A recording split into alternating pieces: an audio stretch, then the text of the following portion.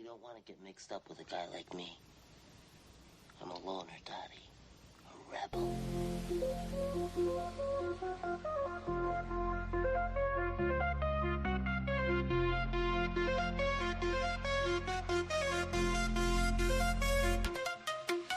Sunrise on the horizon.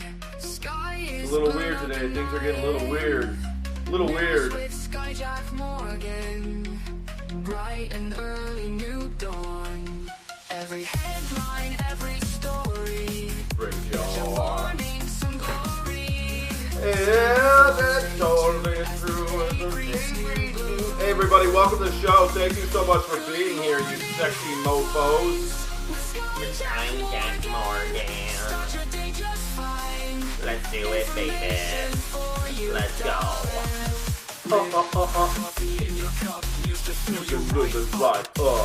Let's go. Hey, crazy Jack Dog, how are you? It's call-in show. Did you know that? Hey everybody, welcome to the show. It's probably a little echoey because I haven't been able to.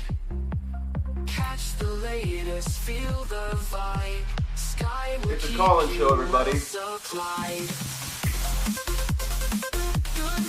Hey everybody, welcome.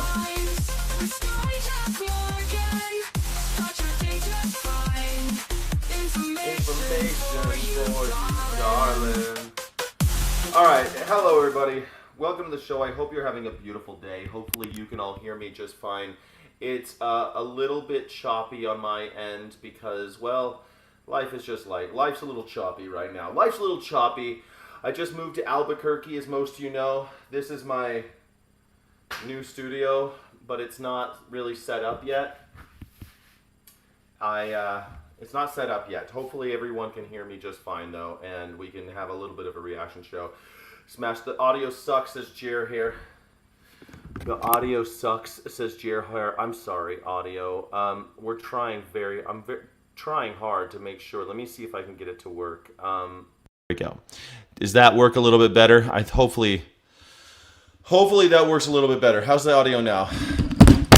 God damn it. It's a new dawn. How's the audio now? Happy you're on. I'm happy I'm on. Hopefully audio is it much better? Okay, good. Thank you. Except for me dropping it. Sometimes with the mic better. Great. Thank you. Hey everybody. Thanks so much for being here. Life has been a little bit topsy-turvy for me. I just traveled to another state. All my stuff got here yesterday, which meant that I was basically camping on the floor using a little Wi-Fi hotspot that I got from T-Mobile, which I'm hoping to do some in real life streaming soon with. I'm hoping I can bring it with my phone and stuff.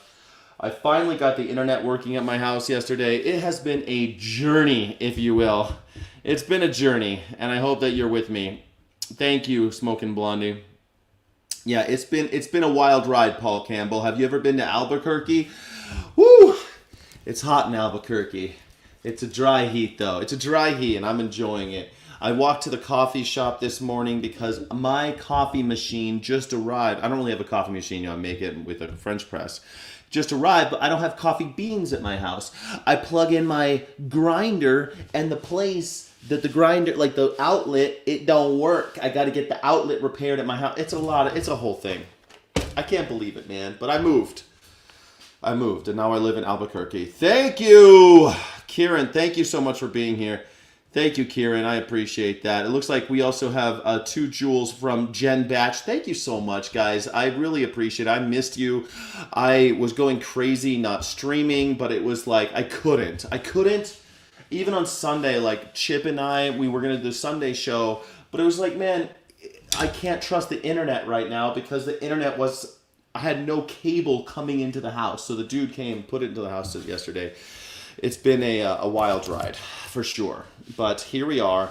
I'll have my camera and audio set up today, so hopefully tomorrow it'll be more the morning sky. I'll put my green screen back up so you won't have to just look at this. The screen, there's my screen that I normally use when I'm doing the show. It's on the floor. It's supposed to be mounted on the wall right here.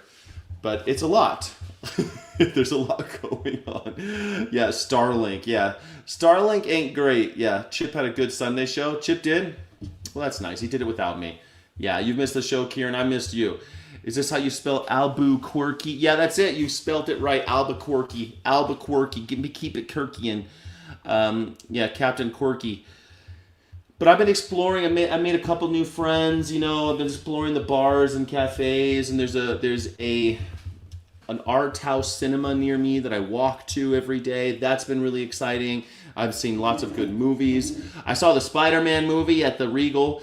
That was pretty cool. Did you like it? I'm sure you liked it. Everybody likes the Spider-Man movie. It's going to make like $2 billion. It's ridiculous. It's good, you know. It's good. It's good. It's got Zendaya. You put Zendaya in anything these days, it's going to do okay. She's so earnest, you know. She's so earnest, and she could do the thing where like one tear comes out and stuff. It's great. It's great. I hope you enjoyed it. The place looks great. How was the movie? I do love it, Melissa. It's been fun. I'm loving it. It's just a lot, right? It's a little overwhelming, but this is way more fun than packing up and like having to coursing through all of my mom's stuff and trying to figure out what to keep and what to throw away. Yesterday was a big day. I got a piece of patio furniture installed, delivered, I mean. I got my washer machine. There was no clothes I didn't even have a clothes washer machine until yesterday. I have not done a load of laundry in the last week because I had no machine by which to do it. So that got installed. I got a used machine. That was pretty cool. I got it for cheap. It was rad. And I was driving and I saw like all these machines lined up in front of a store, and I said, "What's this all about?" And they delivered it. You know, it was pretty cool.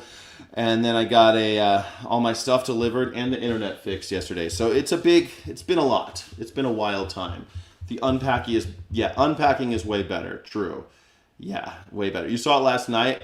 Yeah, Zendaya. I mean, everyone likes Zendaya. Everyone, even the people who say they hate Zendaya, they actually like her. Saw it last night. It's so good. It was good. I mean, I thought it was like one of those superhero movies where I'm like, well, this is what superhero movies are supposed to be like. Oh yeah, this is the way it's supposed to be. It reminded me of the comic book movies. I thought that Supergirl was was similar in that way, but people hated Supergirl. People love Spider-Man. It's got Zendaya. If they had Zendaya in the Supergirl movie, like as a different character, maybe not Supergirl, she could just be like one of the bounty hunters, it would have done great. People would have loved it. Everyone loves it. Jesus loves me. Of course Jesus loves me. Jesus loves everybody. Are you still an anarchist despite moving to New Mexico? And there's a huge anarchist scene in New Mexico. Lots of anarchists live in New Mexico, my friend. It's kind of a thing out here. I don't know if you know, like a lot of Albuquerqueans, pretty anarchisty, pretty into it. I have a TCL. I need an upgrade too. Oh well, yeah, no, that's it. Who are the villains? Well, the villain, it's kind of you don't want to know who the villains is. You don't want to know the villains of it's a surprise. It's a spoiler. If I tell you the villain of the new Spider-Man movie, it's a spoiler. I'm not going to spoil it for you. People get so upset when I spoil. Supergirl was okay, but it wasn't Supergirl. I thought it was Supergirl for sure. Yeah, it was. It was just like the Supergirl, Girl of Tomorrow, whatever it was. It was just like that comic book. They based it on a comic book run. I thought, it's fine, whatever. Who wants to argue about superheroes? You know what I mean? It's so boring. Yeah, you love the Anarchy Village. Yeah, I mean, it's a big thing. It's not anarchy, it's drugs. You watch too much TV, Dame. You watch too much TV. You know that the show Breaking Bad was based on Riverside, California, and they only filmed it in Albuquerque because it was cheaper. So, yeah, it's really not that bad. I live in a neighborhood with a busy street. There's a couple, homeless people and stuff, but they're not no worse than anywhere else I've lived. And no, I mean it's not what people think, because they watch too much Breaking Bad. You watch too much movie, kid. You watch too much TV. Oh, thank you, Crazy Jack. I don't have my stylophone. I don't have any of my stuff right now. I'm ill prepared, but thank you, Crazy Jackdaw. Can I get some 3 green hearts of courage for Crazy Jackdaw in the chat, please? Thank you so much. I appreciate you. Paige wasn't in that movie as Achilles' ghost. I know!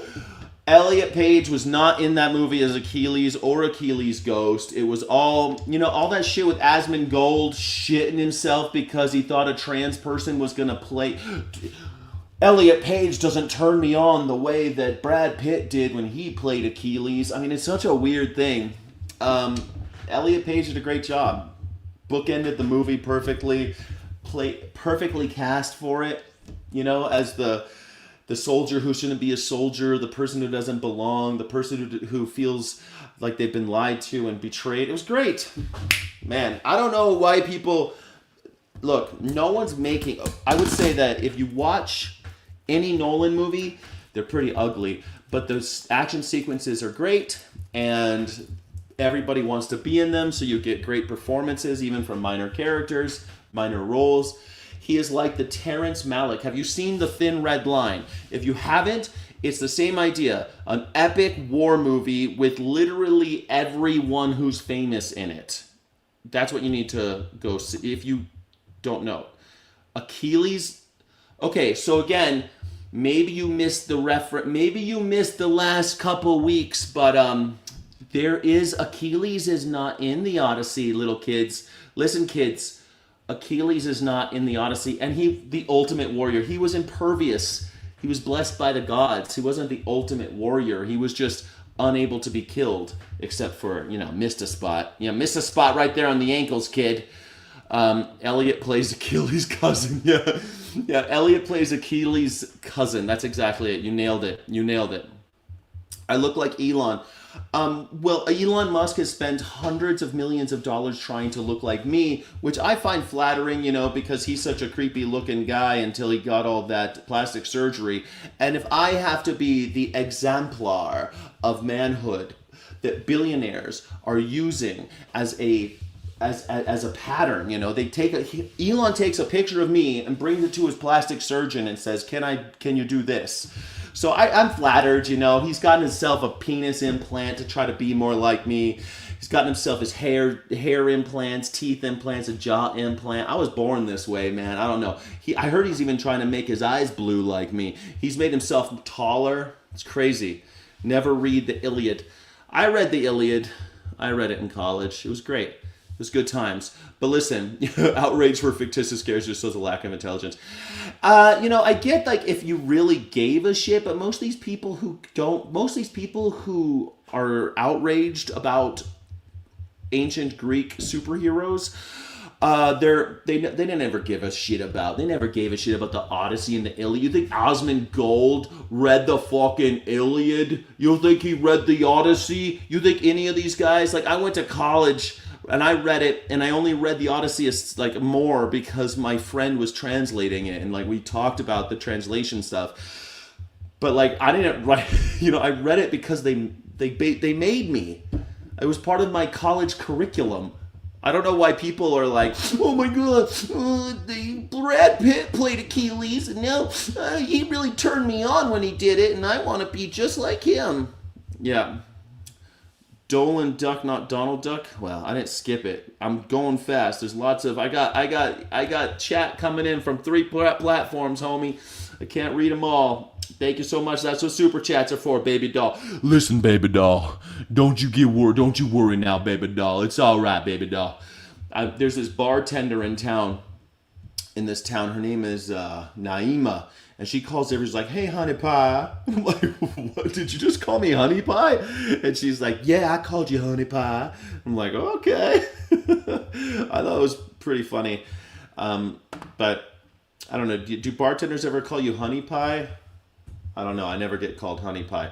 Speaking of people who get really upset, someone, you just missed the whole Elon thing, huh?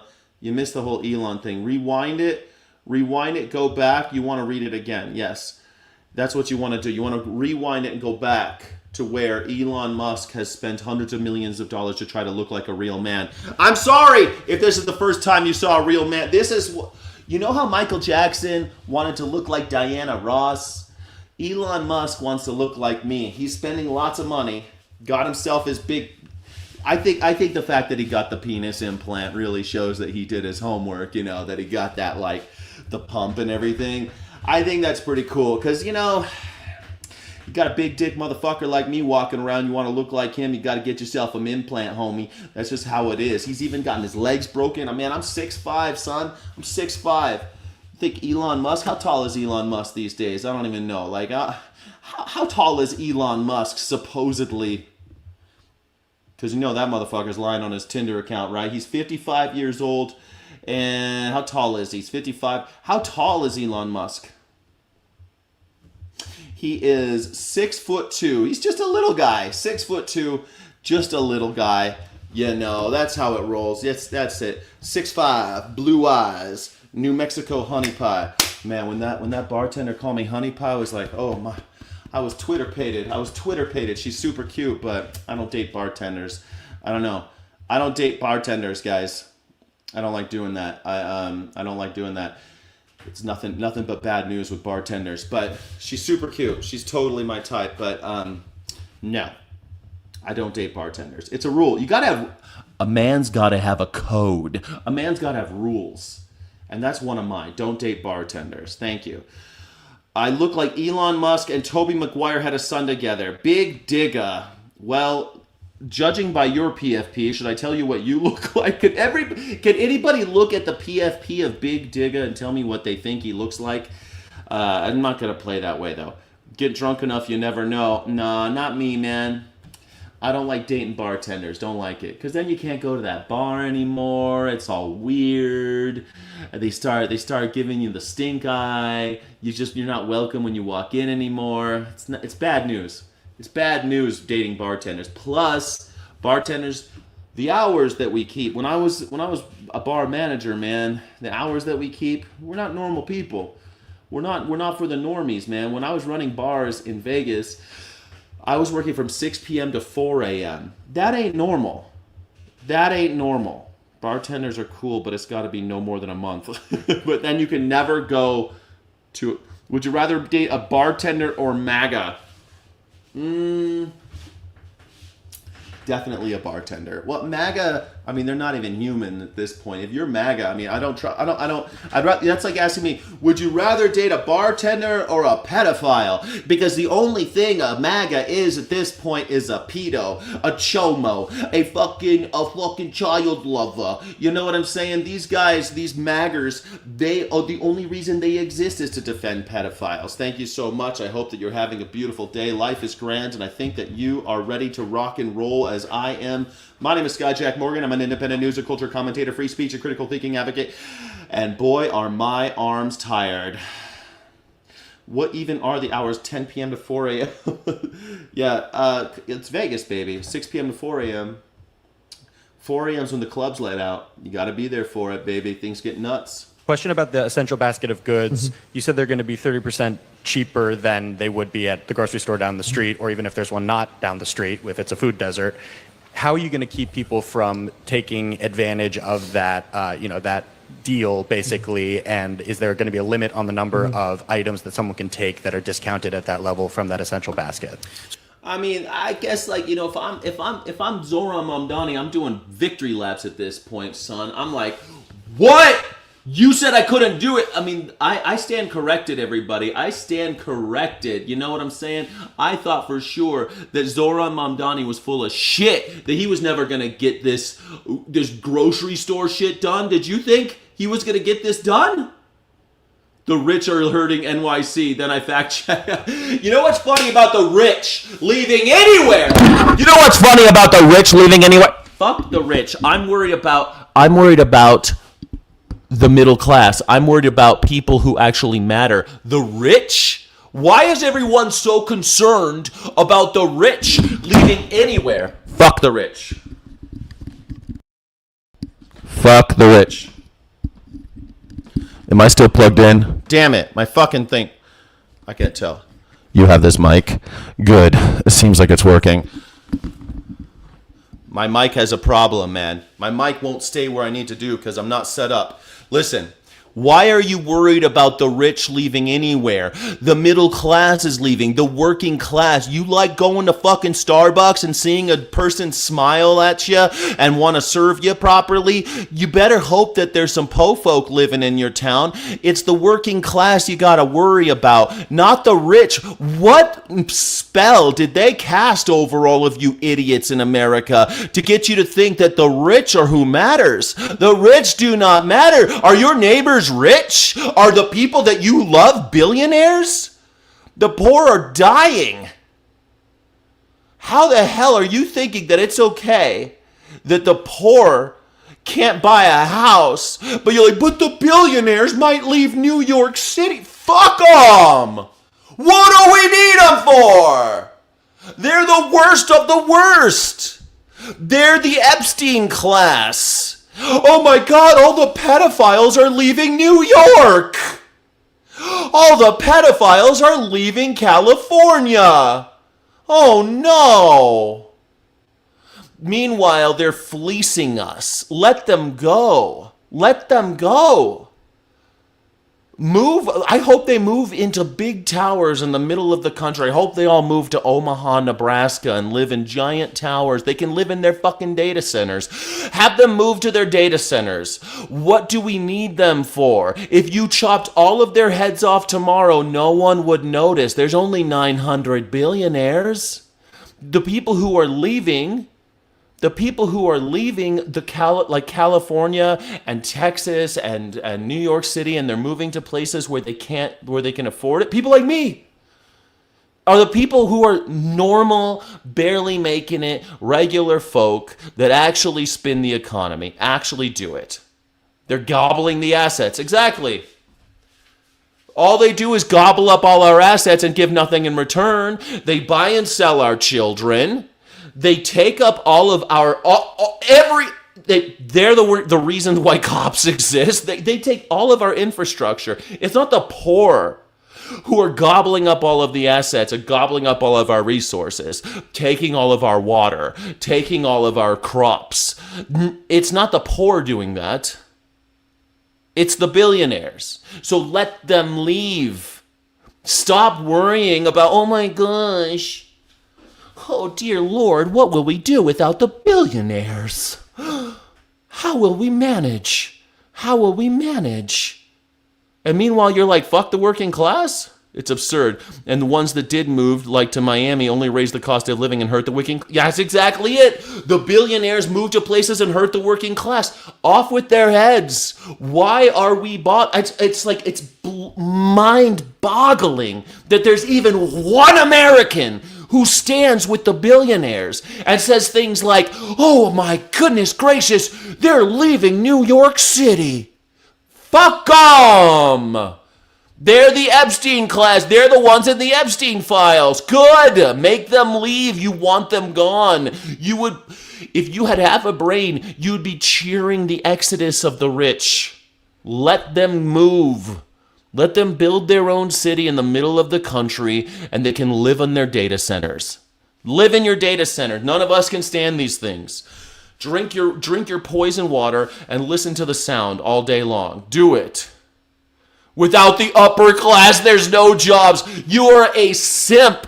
You're a sucker. With the upper class, there's no jobs. Are you a fucking imbecile? How fucking stupid can you be? The middle class are the ones that start little businesses, not the billionaires, you dumb piece of garbage. The billionaires are literally on TV telling you that AI is going to eliminate all your jobs. The billionaires are the ones on TV saying, I just laid off 50,000 people because AI told me to. The billionaires are the ones that have said over and over again and have fucking seminars about how their whole goal in life is to make more money with fewer people. They've been saying it for the last 50 years at least. And you're like, they're creating jobs. Hey! How stupid are you? Are you paying attention? They're not lying to you. They're not lying. They're saying to you to your face that they want you dead. They want you unemployed. They want you out on your ass. They don't even want you with a roof over your head. And you're like, they're giving us jobs, and I will beg for every crumb from their table. Every crumb from their table. I can't wait. God bless them. God bless the Trumpstein class. God bless them. You guys are suckers. You'll be praying to the king right as he chops off your head. And you'll be like, why didn't we chop off his head? Oh, well, God bless him. He must have a good reason. God made it. Yeah, thanks, Obama. That's what it'll be. Thanks, Obama. It's so embarrassing that there's this many Americans that are on the teat and sit there and worship these fucking guys. But if they leave New York, who will molest our children? Who will buy and sell our 12-year-old girls? Who will start wars in the Middle East so that we could put our young boys as cannon fodder? What? We could sell our young boys as cannon fodder and our 12-year-old girls as sex toys. How will we survive without the billionaires? God, we sure love them. Uniparty 101. Yeah, the Unitard Party. Welcome to the club, Bartholomew. The Unitard Party. Way to go. 10 years from now, it'll still be Biden. No, yeah, right. No, 10 years from now, people are already waking up about Trump, but it's just like in 10 years from now, it'll be even worse. Well, you think we're going to get someone better than Trump? It's gotten progressively worse with every president. Every president's been worse than the last since Carter. Every single president since Carter has been worse than the previous president. Donald Trump is just the last, most recent step in a long journey of garbage. We're trudging through garbage while the billionaire class laughs, and you're left out in the cold because the Democrats don't give a shit about you. The Republicans don't give a shit about you. They've gone full Nazi. The Democrats are going full social democrat, perhaps, maybe. We'll see what happens there. The Democratic Socialists like Zoran Mamdani, maybe they've got a chance. They don't have a chance. They kill people like him. As soon as they cut into the profits, they get murdered. That's what happens to Democratic Socialists throughout history. Now they're calling themselves what do they call? No, Democratic Socialists. They used to be called Social Democrats. Now they're called Democratic Socialists because they think that's clever to keep them from getting their heads chopped off. But as soon as they start cutting into profits, the billionaires will kill them, and you'll all be like, but the billionaires, they know they're here for us. They're here for us. The billionaires, they love us. They're our favorites. Who cares that they killed all the Democratic Socialists? They had it coming. They were terrorists, after all. They were communists, after all, weren't they? I'm pretty sure they were communists. Were they communists? So our RFP makes very clear that this is a program for New Yorkers to be able to put food on the table, not a program for people to be able to make a quick buck through reselling. I'm going to pass it over to our EDC head, Jeannie Pack, to add some additional details. Yes, if you look at our RFP for the operator, we are looking to make sure that we target New Yorkers, whether it be at sort of a library card-esque thing, and also we manage who's buying, and that is focused on everyday New Yorkers. So we are mindful of that. And so we're going to make sure that we have all the things in place to ensure that that does not happen. And one more question for you. I know that you mentioned at a board meeting that La Marqueta was supposed to be potentially a draw for people from other neighborhoods to come and, visit that market, that the city-run grocery stores would be a novelty, or at least something that people were excited to go to from other neighborhoods. Do you see that being the model for all 5 markets across the city? This guy's opening 5 markets, bro. Like, I never thought that Mamdani was going to pull it off. I was like, no fucking way. No way. He's messing with some very powerful people right now. There's only a few families that control all of our groceries on planet Earth, not just in America. On Earth, there's only a few families on the planet that control all of our groceries. And this guy's like, yeah, let's take them on. Let's undercut them. Holy shit, this guy's playing with fire. And when he gets murdered in his sleep like Fred Hampton, you'll all be like, well, it must have not been the FBI. It must have been the FBI are the good guys though, right? But it wasn't the FBI though, right? Yeah. When Mamdani wakes up dead, I want you to remember why. Yeah, Mamdani is awesome, but the ruling class is out for blood. The ruling class, as soon as it cuts into their power or profit, it's over for him. But hey, I'm surprised he's doing it, man. I'm proud. I'm proud that there's somebody out there. Some Ugandan immigrant is doing more for America than this piece of shit president we got. This this dude from Uganda who's been a citizen for like, I don't know, 7 years or something. He's doing more than any of your representatives, any of the people that represent you in the Congress and the congressional, in the House of Representatives. Those guys aren't doing fuck all for you. They're serving their party. Zoran Mamdani's doing more for you, and he lives in New York City, and you don't. It's ridiculous. I mean, we came here today to East New York, and there wasn't an announcement of a new location here. Could you see that? Oh, yeah. He's hate-filled. He's a hate-filled Islamist. He's a hate-filled Islamist. Yeah, all right, man. Yeah, this guy is super filled with hate. Yeah, that's everyone's vibe with him. It's funny because Donald Trump likes him. So, I don't know. I remember when you saw Donald Trump sucking off Ma'am Danny, and he was going, "Call me a fascist. I'm the best. If you call me a fascist, I'm the most beautiful fascist. Call me a fascist. It's all right. It's okay. It's okay. It's okay. I'm a fascist.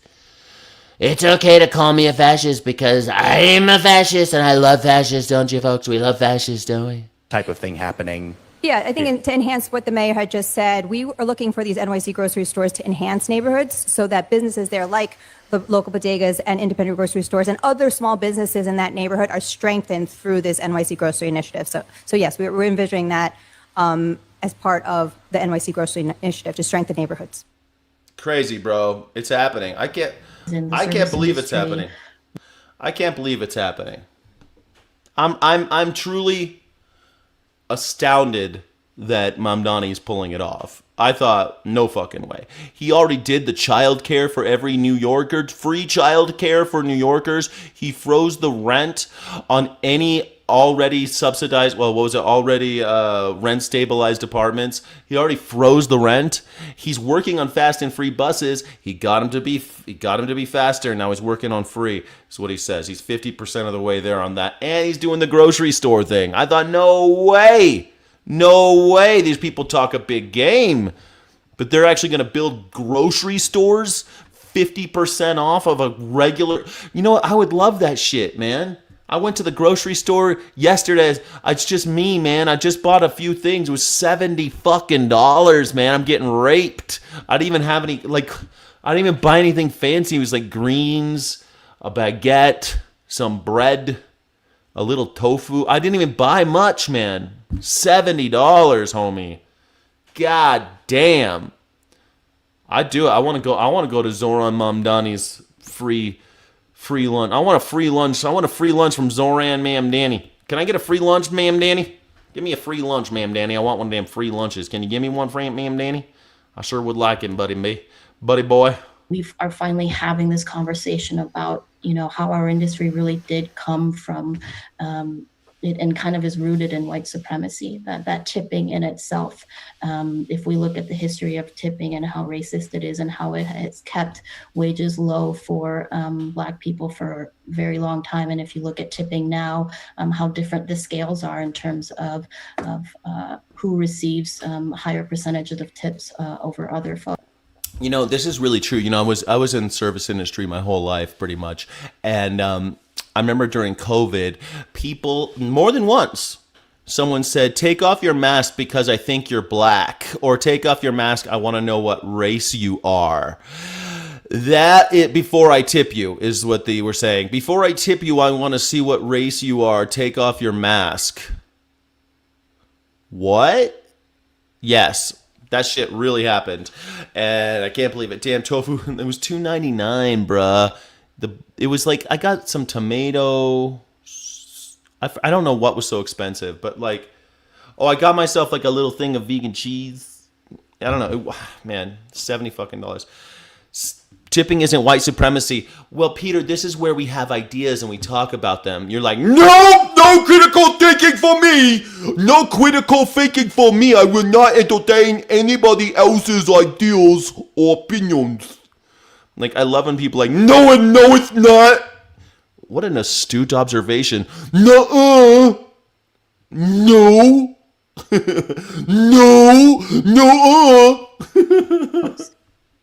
She's special. She's really special. Joining me now is the host. There of you go. You see, there you go. There's Fox News. This is how Fox News is training morons like this idiot in the chat. No, he's not special. Duh. Duh. Like that's the level of critical thinking you can expect from an American these days. That's about the level of that we can expect. Wonder why this country's in the shitter? It's because people like this moron, like, duh, no, no. Stars, Rick Harrison. She's probably the all-star, Rick. This is the GOAT. She's the GOAT woke socialist who, let's not dismiss. Oh, the GOAT woke socialist. Oh man, you got two out of three naughty words, man. Those are triggers for maggers. Is a candidate for governor of Wisconsin. Which is absolutely insane. I mean, this person, I guess if you're really, really cheap, it's a good way of getting out of tips. I would leave a tip at the restaurant, but that'd make me racist, so I can't do it. Oh yeah, right. You think this guy don't tip? Are not bright enough to realize they're stupid. I mean, that's the only way I could put it. I mean, that what's so funny is that an idiot like this completely misses the fucking point. She didn't say don't tip because it's racist. That wasn't the message, you dumb white piece of garbage. What is it with, you know why I got white? Well, you know why I'm embarrassed to be white is because of assholes like these fucks over on Fox News. People like, why do you hate your own race? It's because you embarrass me. It's because you're all embarrassing. You fucking white people embarrass the shit out of me, man. I'm like walking around feeling good about myself, and then I see white people on the news. They're like completely right over their head. They have no idea what this lady's talking about. She's saying that the tradition of tipping has kept the minimum wage down for certain demographics because those people are attracted to places like the service industry where they rely on tips, and we allow those businesses to pay them only $2.13 an hour, so that they're constantly in this kind of wage slave situation, begging for money at the tables. And so you get situations where you get race-based tipping because black people make less money in tips than white people. You get sex-based tipping where pretty girls get tipped, or girls with big boobs, or girls that wear more revealing clothing, or girls that put up with more sexual harassment get better tips than those who don't. This is baked into the cake. It's part of the system. It's disgusting. It's disgusting. When I lived in Vegas, sometimes I would get resumes for cocktail servers with their bikini pictures attached, like nude photos and stuff. Sometimes, like, they're not really nude, they're like covering up, but they're naked. I would get photos like that sent to me by people who wanted jobs. Tell me that that's not a fucked up world. What other position does that happen in? What other position does that happen in? What do you think? This guy doesn't get it. It's like, oh, it's a good excuse not to tip because I'm not going to tip because it's racist. What? You fucking imbeciles. And they're calling her stupid. They're calling her special. there's no other way to put it. I mean, let's get rid of Thanksgiving because, this is the Democratic Socialist Party. That's a Democratic Socialist talking about tipping is not kosher. Yeah, that's it. Socialism is the problem. Hard to argue with that when Hooters has been around for years. Hooters, you know what they call Hooters? You know what kind of restaurant that is? It's called a breastaurant. That's not even a thing that I made up. That's just the type of restaurant it is. It's just called a breastaurant, like Tilted Kilt, Twin Peaks, and Hooters, places where their food is not really what you're buying. You're buying the attention of pretty girls. It's, sports bars with pretty girls, I guess, is the and costumes that show off certain components. But yeah, it's bad. You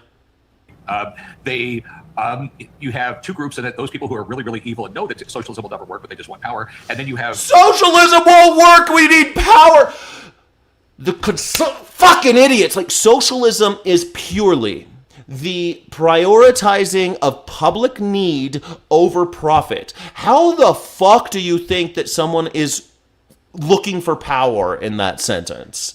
The whole point is to disperse power, is to flatten power, to have more power to the people. That's the whole point of real socialism. Not National Socialism, that's a different thing. But democratic socialism. There's two types of socialism that really matter these days. It's democratic socialism and national socialism. MAGA is the National Socialist Party of the United States, and the democratic socialists, well, they're just coming back. They're just coming back. They've been around for a while, but they're making a comeback because we got Nazis again.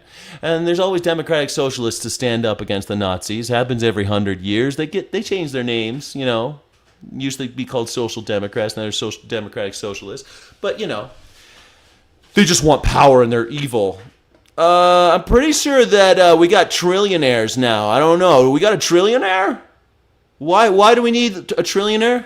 What purpose does a trillionaire serve for the betterment of humanity? What purpose does a billionaire serve for the betterment of humanity? If you make over $999,999,000.99, we can chop off your head without feeling any guilt. Sorry, you're a fucking psychopath. If you think you need more than $999,999,000.99. If you think you need more than that, lob it off. National Razor. People like her who just are really just that dim. I mean, that's the only way I can put it. You know, they get out there, they're angry at everything. They're angry because I don't know why, and they just want to blame everybody. They're angry because people are dying. People are dying of curable diseases. People are starving.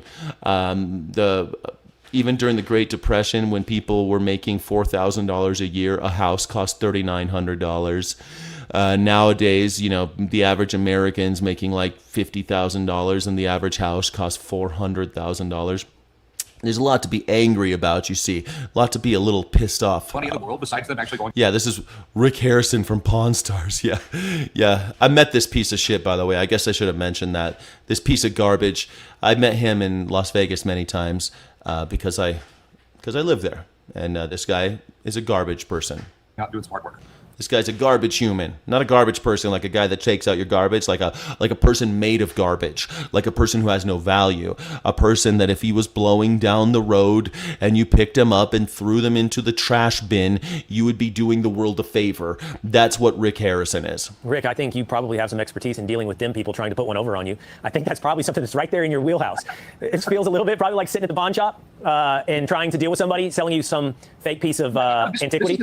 I mean, my dad was a military. I was a Navy brat growing up, and I was a really sick kid, and I had to deal with government health care my You're a sick grown up too. entire childhood. Okay, it's government hair. It's like medicine ran by the DMV. Okay, government doesn't do anything well.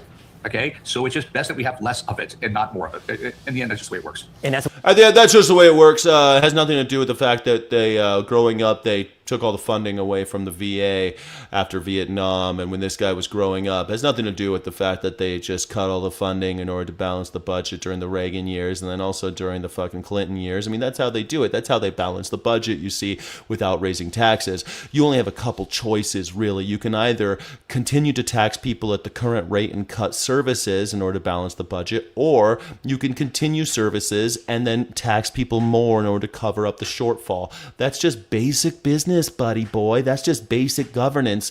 And what they chose to do was, well, soldiers, we don't really need them. After all, they're just cannon fodder for the billionaires. So fuck them, right? Who cares? We need to cut VA spending. This guy's like, government bad. No, dumb shit. Your billionaire friends got in bed with the politicians and they fucked over your dad. And by proxy, they fucked over you. That's how it works. Sorry, buddy. Rick Harrison. Fucking moron. A house for sale in Tiny Nun, Colorado, northeast of Fort Collins, has a property listing that's so bizarre, so disturbing, it's gone viral. Rick would outclass you. True Vision, I know Rick Harrison. I've met him several times. That guy couldn't outclass a skunk in a party full of possums. That guy can't outclass fucking that guy can't outclass a dunce cap. The guy can't outclass a baby. The guy's a piece of shit. The guy's worse than a piece of shit. He's the shit in the diaper of the baby that he can't outclass. He's a garbage person. Not a garbage person, but a human made of garbage. A person that belongs in the trash bin. The dust bin? Do you guys still call it dust bin in the UK? Anybody from the UK, do you guys still call them dust bins? Online. Buyers are told they can't see inside, can't go inside, but they can buy it, then take their chances with the current occupant. Our Spencer Soysher was curious, so he went to none and met a woman fighting to hold on to her small piece of Colorado. No interior photos. USA, I love this. Workers in USA have no rights. Labor laws in USA look like slavery, says Rank 2. Well, listen, Mr. Marx, everyone's a slave under capitalism. The entire bourgeoisie are prostitutes. There's nothing to save us. No one's looking out for us. You're going to sign up for dictatorship every day, where for 8 to 10 hours a day, in some cases 12 hours a day, you're going to do what this dude fucking tells you to do without question. You're going to do whatever he says. For all our talk of liberty and freedom, the only liberty and freedom you have is, I get to pick who I slave for, I guess, sort of, except if I try to leave, I get all of this bullshit, and they might not give me a reference, and they might say naughty things about me and keep me from earning a living. So, what freedom do I have again? Slavery is alive and well in America. We just got rid of one type of slavery, and everyone's like, well, we got rid of it. We got rid of that old slavery thing. Dude, you got rid of one fucking style of slavery and you're patting yourself on the back. God damn. Like, most morons in America don't even know the definition of slavery. They don't even know what slavery is. They got rid of race-based chattel slavery and they're like, yeah, we fixed it. Let's go back to being slaves. Now we can all be slaves. Rad. So cool. Sold sight unseen. No inspection allowed. Do not disturb the occupants. The ad is unreal, right? Who would buy a home, sight unseen, with an occupant still in it? Tori McMeechan is the occupant, mentioned in a bizarre and startling Zillow listing for a What? home in Nunn, Colorado, which tells people if you buy it, it's your job to get them out. Would someone be able to get you out? It's going to be pretty difficult. I'm not leaving willingly. Tori's husband died in a car crash amidst a nasty political dispute in town. People in Nunn know that story. People online just know the listing. This is the last thing that my husband bought for me before he passed. What? Her husband got in a car accident, bought her a house, and died. And Zillow's selling it with her in it? This is where I raised my children. This property has been part of foreclosure cases for more than 15 years. The bank that has been unwilling to work with me as a I don't know why people are so mad. Why are people so into socialism these days? You mean they're kicking people out of their houses? It's not like you need a place to live, right? I mean, it's not like that's a necessity of human life, a roof over your head. Let's just kick them out. Let's kick her out. Yeah. Why? Profit. Is it to give like some homeless kids a house or something? Is that why you're doing it? No, we just want the money. We just want the money. So we're gonna sell the house and tell people to go kill this lady so that we can sell the house. That's what we're doing now. That's what we're doing now on Zillow. Way to go, Zillow. Wow. I thought Zillow was like the liberal one. I thought they were super liberal. Driving spouse. Tori says her husband's name was on the loan agreement and claims the bank wouldn't speak to her or accept her payment because of it. So she hasn't paid. That's true. That happens, man. That happens. When my mom died, I had to make payments in her name, and every time I called them, they're like, "No, we don't know you." And I'm like, "Man, I have all the documents. What the fuck?" And they're like, "Well, this and that, blah blah blah." And I'm going, "You sons of bitches are so evil. Mortgage companies are so evil. It was a nightmare." And this poor lady, her husband's dead, and since the loan was in his name, they're not dealing with her. Fuck, man, it's so messed up. That's so messed up. Paid rent since. We took out the actual loan on this house in 2006. In 15 years, 2021, this home would have been paid off. Tori's been successfully able to appeal over and over again in court until she recently lost a Court of Appeals decision, and the listing went up. I don't know what else you do. I've had 3 attorneys that could not even get this straightened out.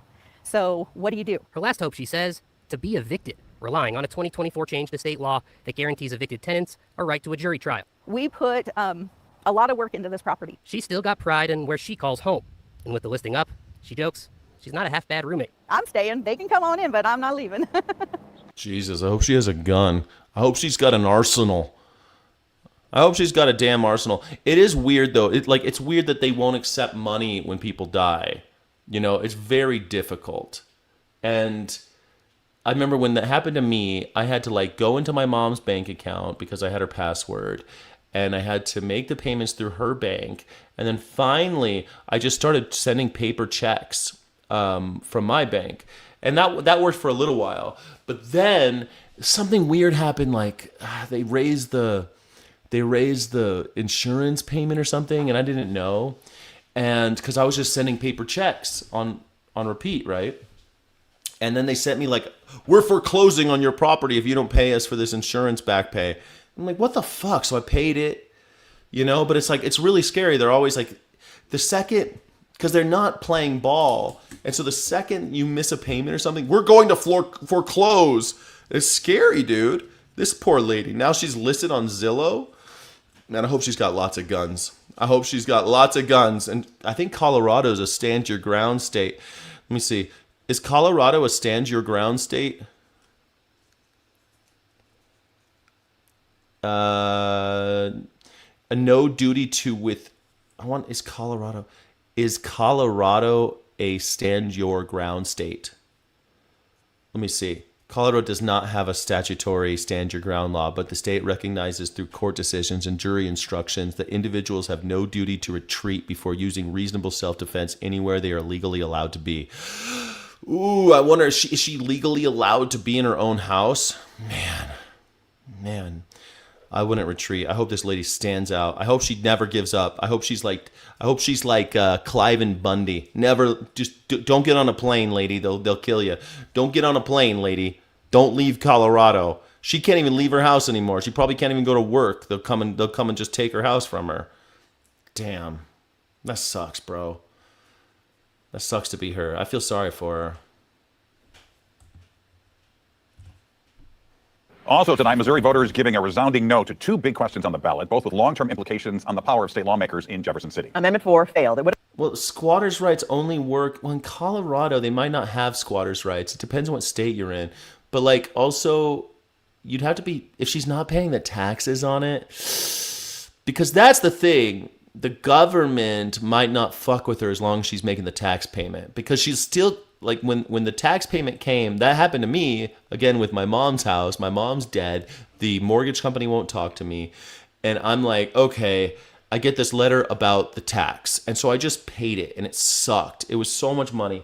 And then I found out that I was already paying it through the mortgage. The mortgage company was also paying the tax, so I paid twice on the tax that year. I was so pissed off. Man. But it's better to double pay the tax and then make that money back later than not pay the tax, because they will come for you. You don't own property in America. The government owns it. The state owns everything. You rent it from them in the form of taxes. So hope you pay those taxes, homie. Squatters. I have friends in low places that will accompany them and drive them out. Oh man. Yeah. It is kind of sad though if you think about it. Like this poor lady, funny chatter's screaming for attention. Good luck with that. I mean, if they're a channel member, I'll notice. Chatter's like, I see Leif Erickson's name is green.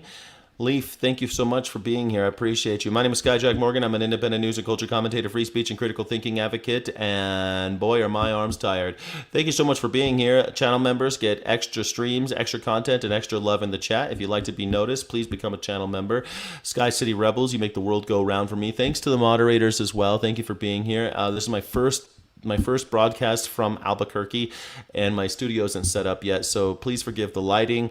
Please forgive the funny audio today. It's a little bit different than normal. Hopefully by tomorrow I'll be back up and running properly. But bear with me. Thank you so much for being here, everybody. Skyjack Morgan, this is the Morning Sky Show. It's the #1 news reaction show on YouTube. Have made it harder for Missouri voters to amend the state constitution, changing the threshold for citizen-led ballot initiatives from a simple statewide majority to a majority in each of the state's 8 congressional districts. And Missouri voters also rejected in a big way Amendment 5, which would have phased out the state income tax and give the General Assembly broader power to raise the state sales tax. Governor Mike Keogh pushed for Amendment 5, and within the last 90 minutes, he responded on social media. This piece of shit Republican dirtbag.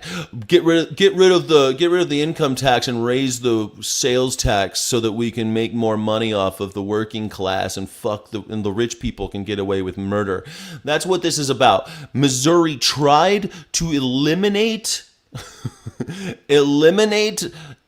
income tax so that the rich that live in Missouri won't have to pay tax anymore, and just put it on the working class and the consumer so that your, I don't know, diapers will get more expensive, because sales tax affects everything. And it voted down, but 82% of people voted against it. These stupid Republicans don't know what's coming for them, man. It's the guillotine. MAGA. All you maggers bound to lose. All you maggers bound to lose. You fascists are bound to lose. Saying he, quote, remains committed to working with the General Assembly in the years ahead on ways to continue cutting taxes, growing our state's economy, and pursuing conservative policies that help Missouri families keep more of what they earn. Five on your side, political. Yeah, Missouri families keep more of what you earn, but every time you go to the supermarket, you'll pay 20% sales tax in order to make up the shortfall of the eliminated income tax of the rich.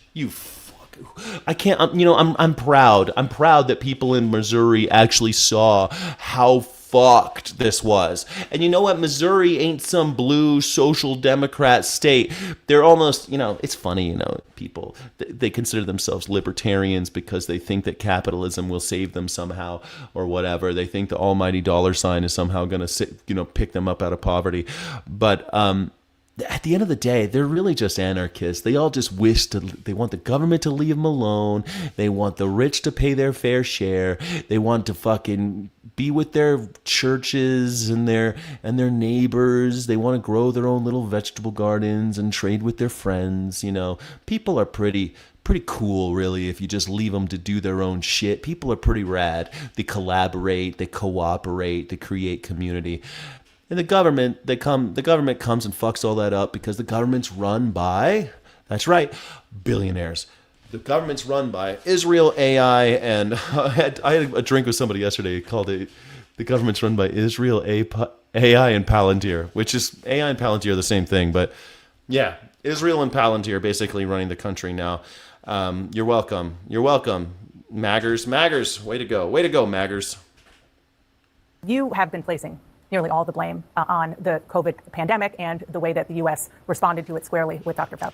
I thought you were an anarchist. I am an anarchist. Welcome to the show. I'm glad you're here. Pot, thank you for being here. Yeah, soon to be data centers. Yeah, let's do it. Look at RFK Jr. He's in charge of the government now too. He's from an old rich family as well, and he just loves the fact that he can get cozy up to people in power, and in order to, I don't know, give us all measles. What's the point of RFK Jr. again? What's the point of this dirtbag? This loser? This, the worst Kennedy? We got the worst Kennedy. Somehow the worst Kennedy is the only one in politics these days. But of course, he worked for President Trump. Does President Trump also deserve some of the blame?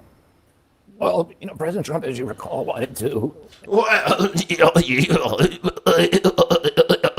the lockdowns. I think the thing that did the most damage to our country was the lockdowns. The lockdowns that shut down 3.5 million businesses in our country with no due process, no just compensation, all of our churches. Oh, what a fun question. What exactly does capitalism have to do with money? Isn't capitalism just where an individual owns the tools and means to build products needed or desired by society? No, Stephen O'Connell, that's not at all what.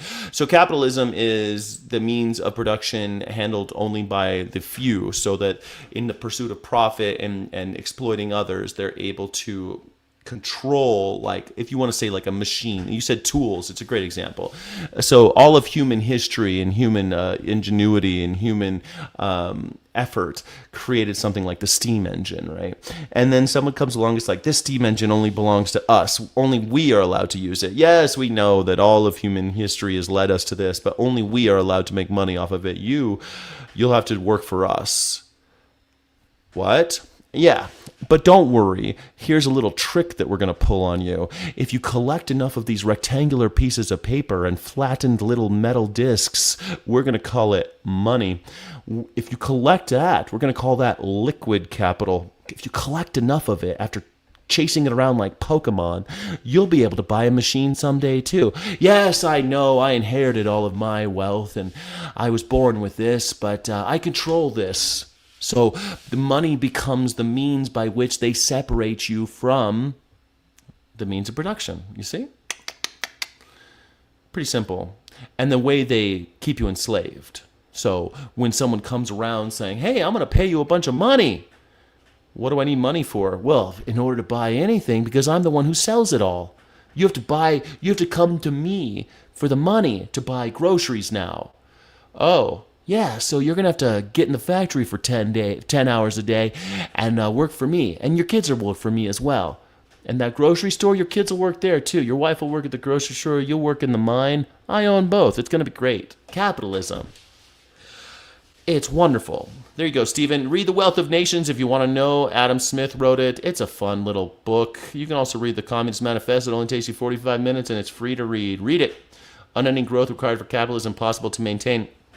The main reasons why it's impossible to maintain is because of the tragedy baked into the cake of capitalism, which requires the capitalist to pay the person as little as possible, but to charge as much as possible for the goods and services that they're providing.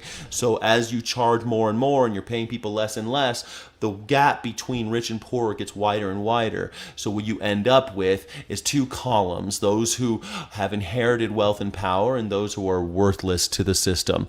And so every 100 years or so, we got to have a bloodbath. We got to somehow shake out that tension, because over and over again, the age-old tension of humanity is the difference between the people who think that they can inherit wealth and power based on where they were born or who they were born to, and those who say the public is all of us, and shouldn't this benefit everybody? It's the age-old tension between those who have power and those who get fucked by the powerful.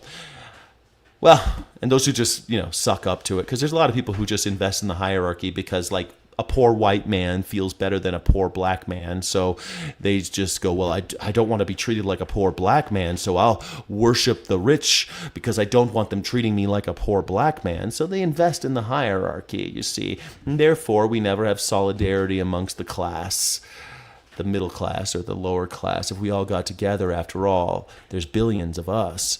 There's only 900 billionaires living in America. There's 360 million Americans, almost 400 million Americans.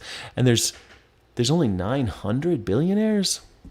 Man, I think this is a math problem we can solve. I think we could solve this. I think we could do this. My gas mask and extra cartridges are showing up this week. Hell yeah, nice. I need to get myself, I only have like N95s, but I want to get like I want to get that. Plus, I'm in the market for a new carbine tactical rifle. I'm pretty excited. The politics of jealousy and rage. Yes, jealousy. That's what it is. Jealousy and rage. Rage, yes. Jealousy, no. No, I'm not jealousy of people who surround themselves in garbage.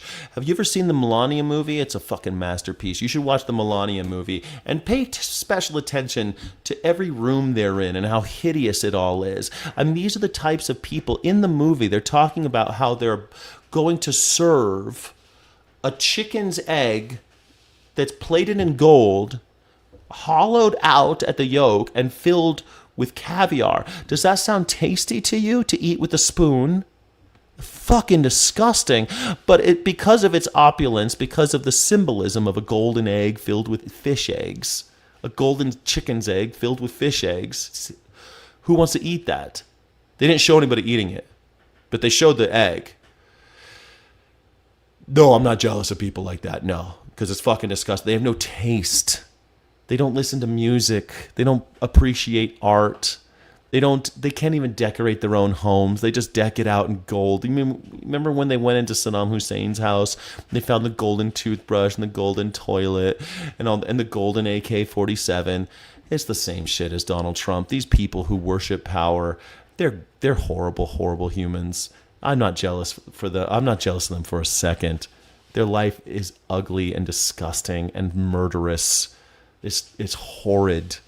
Donald Trump rapes children and throws babies overboard of boats in Lake Michigan. No, I'm not jealous of that, pal. Not at all. But I am enraged. So you're 50% of the right way. 50% right. Closed our schools, and our children are still paying the price for that. And yet we had the worst outcome of any country in the world. How so? We have the highest death rate from COVID of any nation on earth. Well, let me just say, because I've heard you say that before on the death rate from COVID. It's not accurate because public health experts say that there is a combination of factors that went into that: higher rates of chronic illnesses, which I know you would agree with, gaps to our healthcare system, and misinformation about vaccines. You just said what I said was inaccurate. What I said was... Yeah, it's inaccurate because we have a lot more fucking morbidly obese people here. They died of COVID more easily. We have no access to health care for most of Americans. They died because of that. COVID deaths here were really bad because we also had a bunch of idiots saying, try ivermectin or whatever the fuck, coming up with random shit saying that demon semen is what's going to be the one that's going to cure the cancer of COVID. I mean, they said crazy shit. Does anybody remember COVID? Well, you guys were all watching Tiger King, I guess. I don't know what the fuck you were doing. None of you guys remember COVID? Accurate. We had the highest. Donald Trump was president at this time. He was president, and they're trying to blame Fauci. Rate from COVID. Well, there are other countries that had higher, but you can go ahead. argue about why we had that, but nobody can tell you. I mean, we have, as you say, we have the highest chronic disease burden in the world. But Anthony Fauci was mismanaging the COVID pandemic. Anthony Fauci was the problem. It was all Anthony Fauci. Under the Biden administration, President Trump wanted to end the lockdowns. What the fuck you? President Trump was president during the lockdowns. Joe Biden was president in 2021. This whole idea, all this bullshit about COVID, Donald Trump was president in COVID. The reason why so many people died is because he mishandled it. He was a shitty president. We never had this happen under any other president. Remember under Barack Obama when like 3 people died of fucking Ebola and the Republicans were like, oh my God, Barack Obama's letting people die of Ebola. But Donald Trump kills 1 million Americans. The bloody 2020 was the highest death rate for Americans in the history of the United States, including all 4 years of our Civil War.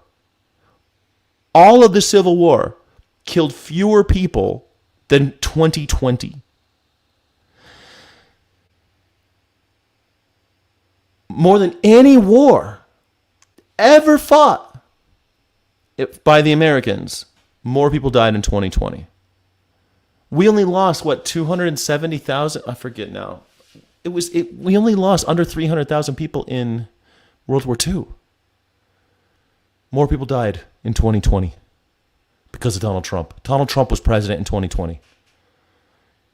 He tripped, he fumbled, he fucked it up, and people died.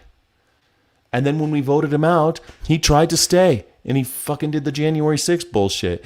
And then all of you pedophiles were like, let's try it again, let's elect him again. Because we just hate, I don't know, women, I guess. Like, I'm not a Kamala Harris fan, but god damn. Jesus. There's a fucking lizard in my garden right now. I think this lizard's got a better sense of governance than Donald Trump. Jesus. God damn. Now Trump is killing people in wars. Oh wait, he's the peace president though. Wasn't he the guy that wasn't going to start a war in Iran? Wasn't that what he was? He was the guy that wasn't going to start a war though. What happened? And in fact, in Anthony Fauci's diaries, he talks about how President Trump is calling him every day, trying to get him to reopen the country. Yeah, well, the lockdowns were done by governors. I mean, certainly Anthony Fauci and the president had opinions, but the lockdowns were done by governors, and largely because he was trying to end it all. He was the president. He fucked it up. What are you talking about? He tried. He was trying, and then he couldn't do it because he was a puppet of Israel, and so he couldn't actually govern when America needed some kind of leadership. He couldn't be a leader because he was too busy covering up the Stormy Daniel case and worrying about his best friend Jeffrey Epstein. And largely because they were hearing from hospitals saying that their ICUs were overrun and they needed some help while that was happening. Well, that's not true. That's just not true. What you're saying is not true. No, they were doing it because Anthony Fauci was telling them from the top, you need to lock down. There were ICUs that were empty all over the country. ICUs were empty all over the country. And that was, except not where we fucking needed them, you dumb piece of shit. There were ICUs empty all over the country. Yeah, in fucking Oklahoma. Yeah, in Oklahoma, they had empty ICUs because nobody fucking lives there. In New York City, they had refrigerated trucks filled with dead bodies. In California, they had such a backlog of cremations that when my mother died in fucking 2021, I had to wait a month. A month. She was on ice for a fucking month because of the backlog of bodies caused by COVID. But there were empty ICUs, though. I was told that he can't change it. It's an amendment. He can't change the 22nd Amendment. He can't change that shit. But he's working on it. He's working on it. Maybe he won't have to leave. He'll just not leave. We'll see. I think Donald Trump will be dead by the end of the year. So let's just, or retired. I think he'll be dead or resigned by the end of the year. The guy can't string a fucking sentence together. He's got dementia. And I know because my dad's got dementia. When I go visit him, half the people in the memory ward, the place where they lock him in and they're not allowed to leave, those guys, they talk just like Donald Trump. They talk identically they talk just like him. Arnold Palmer, we love Arnold Palmer. He's got such a big schlong. He's all man. Oh my God. I love women. Trust me, I love women. I really do. But I love boner bumps and Arnold Palmer schlong. I just love telling stories about men's penises because I'm totally straight. I'm Donald Trump, the straightest man in America, the straightest. Very straight. I'm very straight. Trust me. I'm very straight. Including in New York at the height. I'm asking you, I'm going to go back to what I asked you at the beginning, which is President Trump. And he was the guy in charge. Gonchar says, Sky, the root cause is consolidation of power, not capitalism. Well, it's an interesting thing that you just said there. The consolidation of power is incentivized by capitalism. Capitalism incentivizes the hoarding of wealth and power into columns of wealth and power that are passed down from generation to generation within families or within, oligarchic circles, cronyism. That's how capitalism works. It's part of capitalism because it incentivizes greed, and greed is a survival tool that humans have, but it's not human nature. Greed is something that gets us through ice ages. Like, I need to hoard stuff. I need to collect things because I might not live through the winter, right? That's the feeling of greed. Fucking anthropologists have studied this shit, man. In times of scarcity, greed becomes extremely important, but we've created a whole society that incentivizes greed and the consolidation of power. So capitalism is what's causing, when you say the root cause is consolidation of power, well, consolidation of power is caused by capitalism. Or you could say proto-capitalism, like feudalism or mercantilism. There's other isms that resemble capitalism before capitalism ever had a word, But it's all the incentivizing of greed and aristocracy. But thank you for playing. I appreciate you, Gonchar. Thanks for the comment. And you tweeted back in 2024 that he let bureaucrats like Anthony Fauci shut down the entire country. Again, the president was in charge. The president was trying to reopen the country when he left. The country was kept closed for another year, almost a year and a half after that. Let's talk about how to prevent the next pandemic. Yeah, I love this. $1 billion should be the earnings stop sign. That should be the up against the wall club. If you make over $999 million, hold on, let me say it again. $999,999,000.99. If you make over that, up against the wall. Up against the wall. Up against the wall! That's up against the wall club. Get him up against the wall. Dicks to the walls, gentlemen. Dicks to the wall. You made $1 billion. Congratulations. Dicks to the wall. because there's a lot of litigating and relitigating that I don't think is really helpful to do with regard to COVID. And the question is about so-called gain of function, which for people who aren't entirely clear about it, it is a highly risky research process that includes. We gotta do gain of function. What are we gonna do with all these animals we're buying and selling? We gotta do gain of function research. We got to. Includes manipulating a virus to study how it behaves as it evolves. Now, what scientists say is that although it's controversial, it's necessary to prepare for the next pandemic, to get ahead of it, to figure out what these viruses can do. Bullshit. You want to end this gain of function research. Some scientists say, isn't it better just to put better guardrails around it? People have been trying to put guardrails around it for generations, and it hasn't worked. And clearly, COVID-19 pandemic and many other global pandemics that we have come from gain of function research. The RSV epidemic that we have, that is the biggest killer of kids in this country today, came from these kind of experiments. The Lyme disease almost certainly came from this kind of research. So, and the scientists who you say are experts are making the argument that this is necessary for pandemic response. Cannot point to one instance in history where research that came out of this kind of experimentation has actually provided us something beneficial. So how do you prepare then? How do you prepare? I'm actually all about this. Fuck gain of function research. Sticking diseases into animals to see if we can get the animal to get animal diseases more quickly is not a good idea. That's how you get airborne shit. So you get things like, I don't know, coronavirus, and you plug it into a bunch of animals and you try to get it to become airborne, so that you can weaponize it. And they're hoping that if they do that they'll then develop cures through that gain of function. So it's a gain of function of the virus, and they're hoping that if they can force the virus to gain the function, that they can then combat it with, antiviral vaccines and all that shit. Or we could just, stop encroaching on animal land, stop interacting with animals, stop putting a bunch of animals in tightly confined spaces so that we can stop interacting with those viruses. Viruses exist in the wild pretty sparsely, actually, because generally animals just don't interact as much as we force them to when we put them in cages. Now, human beings are a little different because we live in these cities and stuff like that. But we have our own viruses that we contend with, right? We're pretty good at handling human viruses. But once we catch an animal virus, it fucks us up. Because then it's like bouncing around in our little tightly confined areas. I don't think gain of function is a good idea. For the next pandemic. I mean, that's literally part of your job now, because experts think it's going to happen within the next 10 years again. Yeah, I think we did virtually everything wrong the last time. So what about now? The principal thing that we need to do is we need to listen to what's happening to doctors on the ground.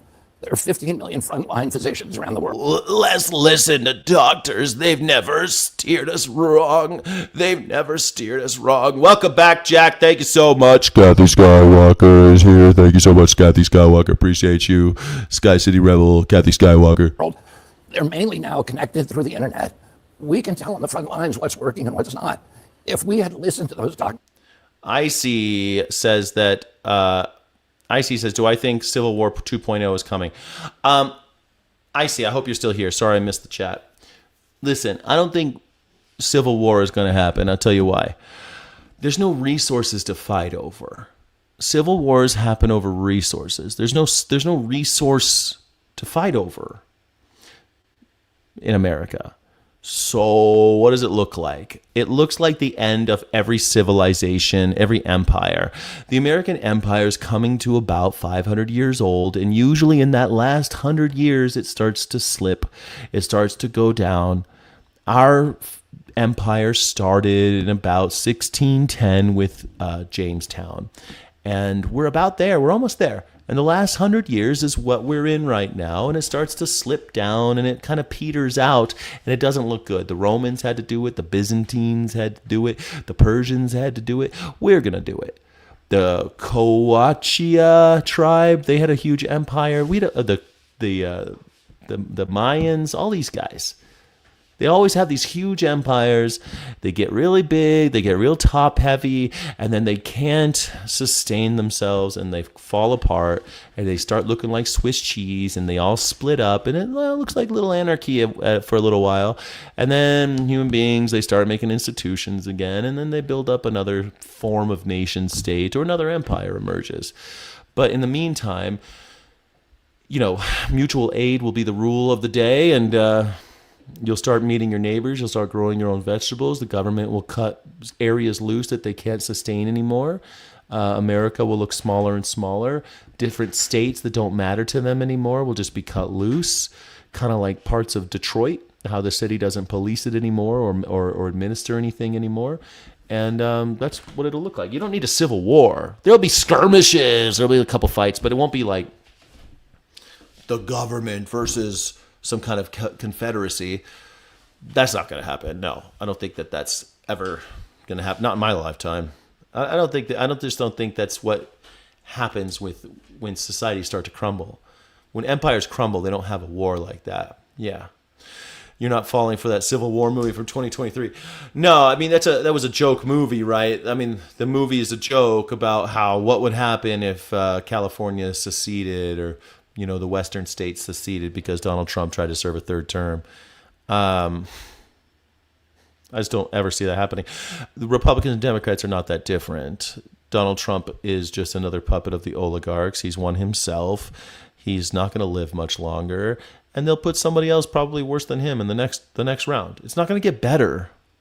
It doesn't get better. There might be, we might get lucky.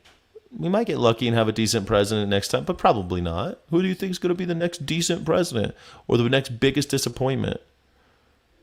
Even if, like people talking about AOC, you think AOC is going to save you? Is that what you think? AOC is going to save you?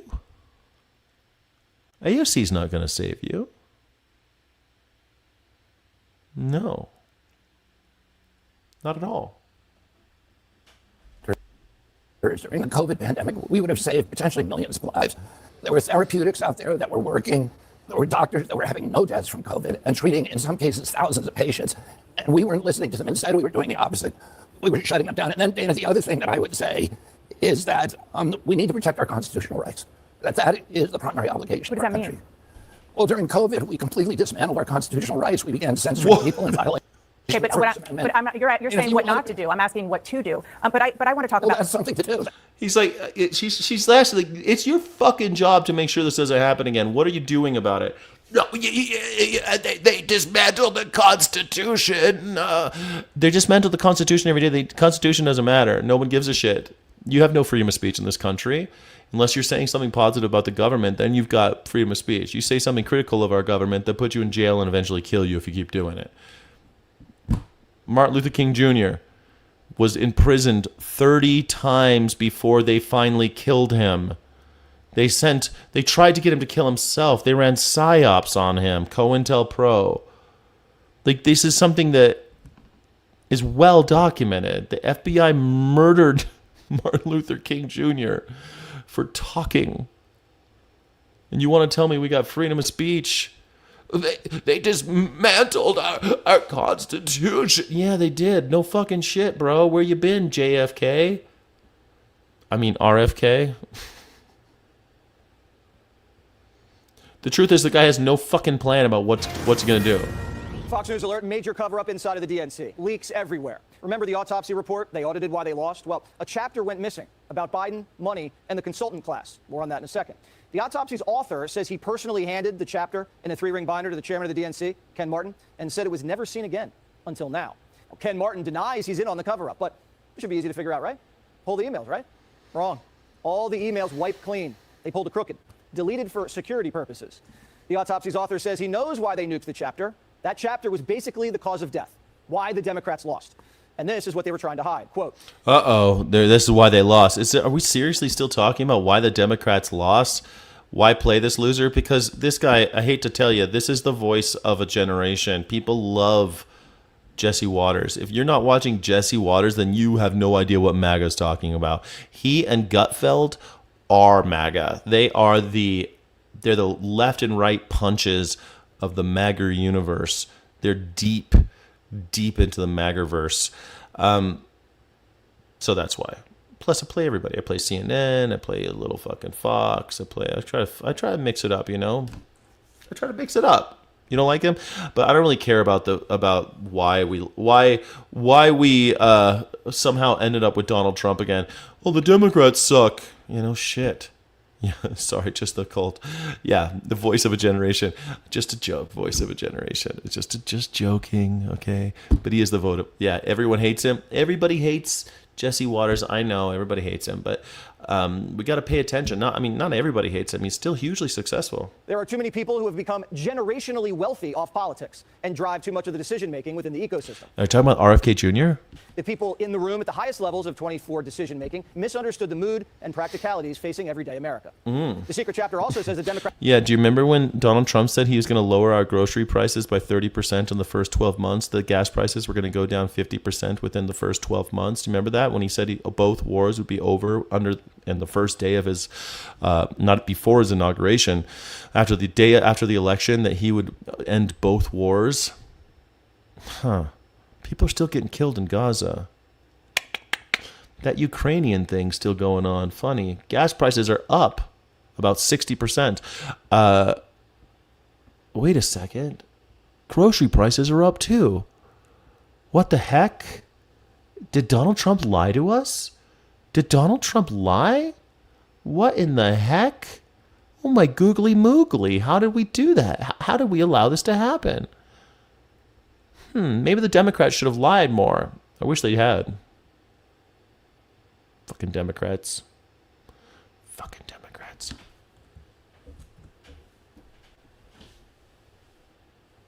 Hey guys, Brendan Hartnett, Rapid Response Editor here at The Bulwark. Welcome back to Bulwark Takes. I'm joined by Will Sommer, author of our False Flag newsletter, and he's out with a doozy of a piece today titled Right-Wing Media and OnlyFans Are in a Symbiotic Relationship. Will, great piece. Tell us about the piece. Have you guys seen this with like the MAGA girls with their legs open?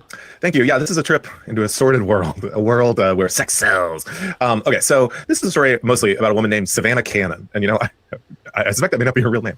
But she's a lovely young lady, and she has caused quite a stir on the right over the past week.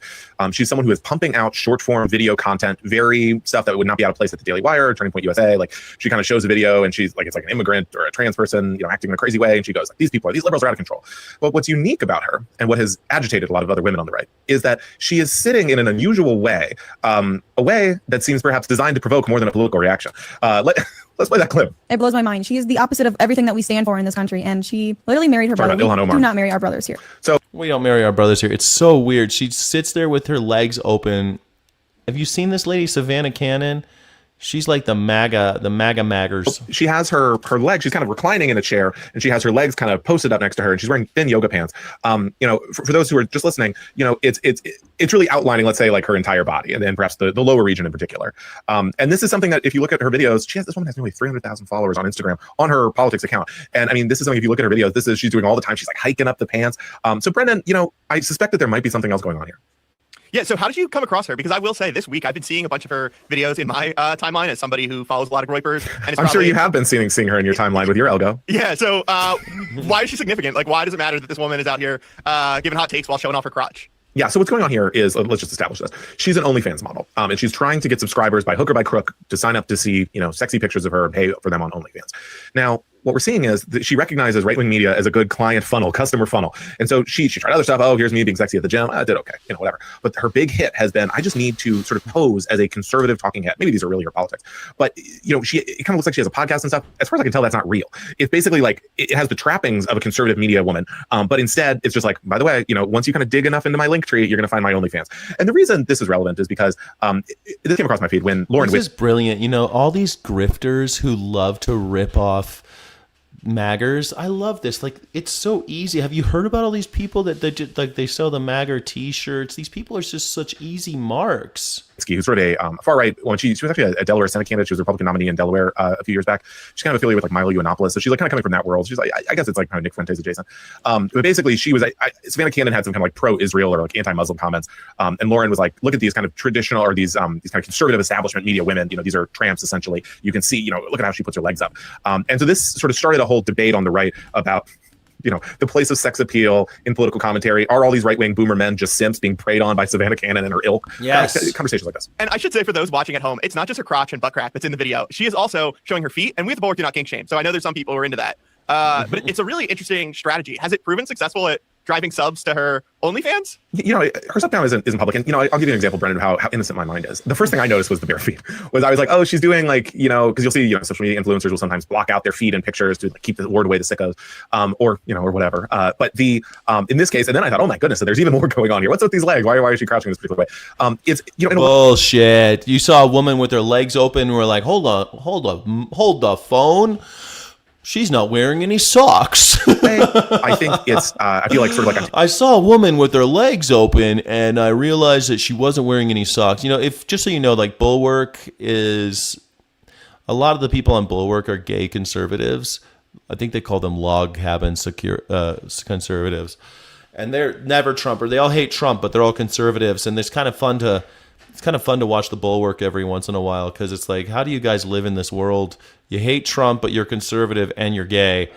That's got to be a hard row, right? That's a hard row to hoe. Taking you down to the peep show and we're reviewing it or whatever. And it's like, what's the point of this? But I think it illustrates, it points to something larger, which is there is this relationship between conservative media, and which is to say that there is often these are men who hate women, who talk about women in awful ways, who say that women should be, you know, at best at home raising children, have no other role in society. And yet, and they hate OnlyFans. You have to understand, really these young Gen Z creators, they see OnlyFans as not just like a déclassé operation or whatever, but like something that is like a scourge upon society because they believe it basically has turned every woman that would normally be dating them, has turned them into like a trollop who's on OnlyFans, and has just so warped the market that, you know, this is like goes into hypergamy, the idea that the top 20% of men are taking 80% of the women, all this stuff. And so they hate OnlyFans. And yet, all of these manosphere dating podcasts rely on OnlyFans women because they need like the hot ladies to come in so they can say, what's your body count? And so I get into that a little in the piece. What's your body count? Hey, what's your body count? I always thought it was so gross when people started calling it a body count. What's your body count? I think it's weird that people keep track. I have no idea. I don't know how many women, what my body count is. You guys are keeping track? I didn't know we were supposed to be keeping track, everybody. Are you keeping track? Are you like, you got little notches on your bedpost or some shit? How do you guys keep track? Is there an app for that? Do you keep track of all the people you've slept with? How do you know? How do you keep track of that stuff? Legit, Roy Cohn legit fucked Donald Jessica Trump. Yeah, well, I mean, yeah, for sure. I mean, Roy Cohn definitely. I don't know if he fucked them, but they were like, you know, they were buddies. So you mentioned she had pro-Israel comments, which I feel like is pretty rare for most new right influencers. Where does she fit in the current MAGA media ecosystem amid this current civil war that's dividing them? Yeah, you know, this is something that's always interesting is when people who are like Gen Z or Gen Alpha really come out and are like trashing. I'm not a hoe. I'm not a hoe. I just, you know, women have enjoyed my company. I've enjoyed their company. It's not like I'm a hoe. It's just, I've been around. I'm an old person. I've been around. I'm still going. I was sexually active as a young man, and I've been going, you know. I don't know how you guys been doing it, but I'm with a woman for a while. We have a long-term relationship. We break up. I mourn. I get really down and out. I feel bad.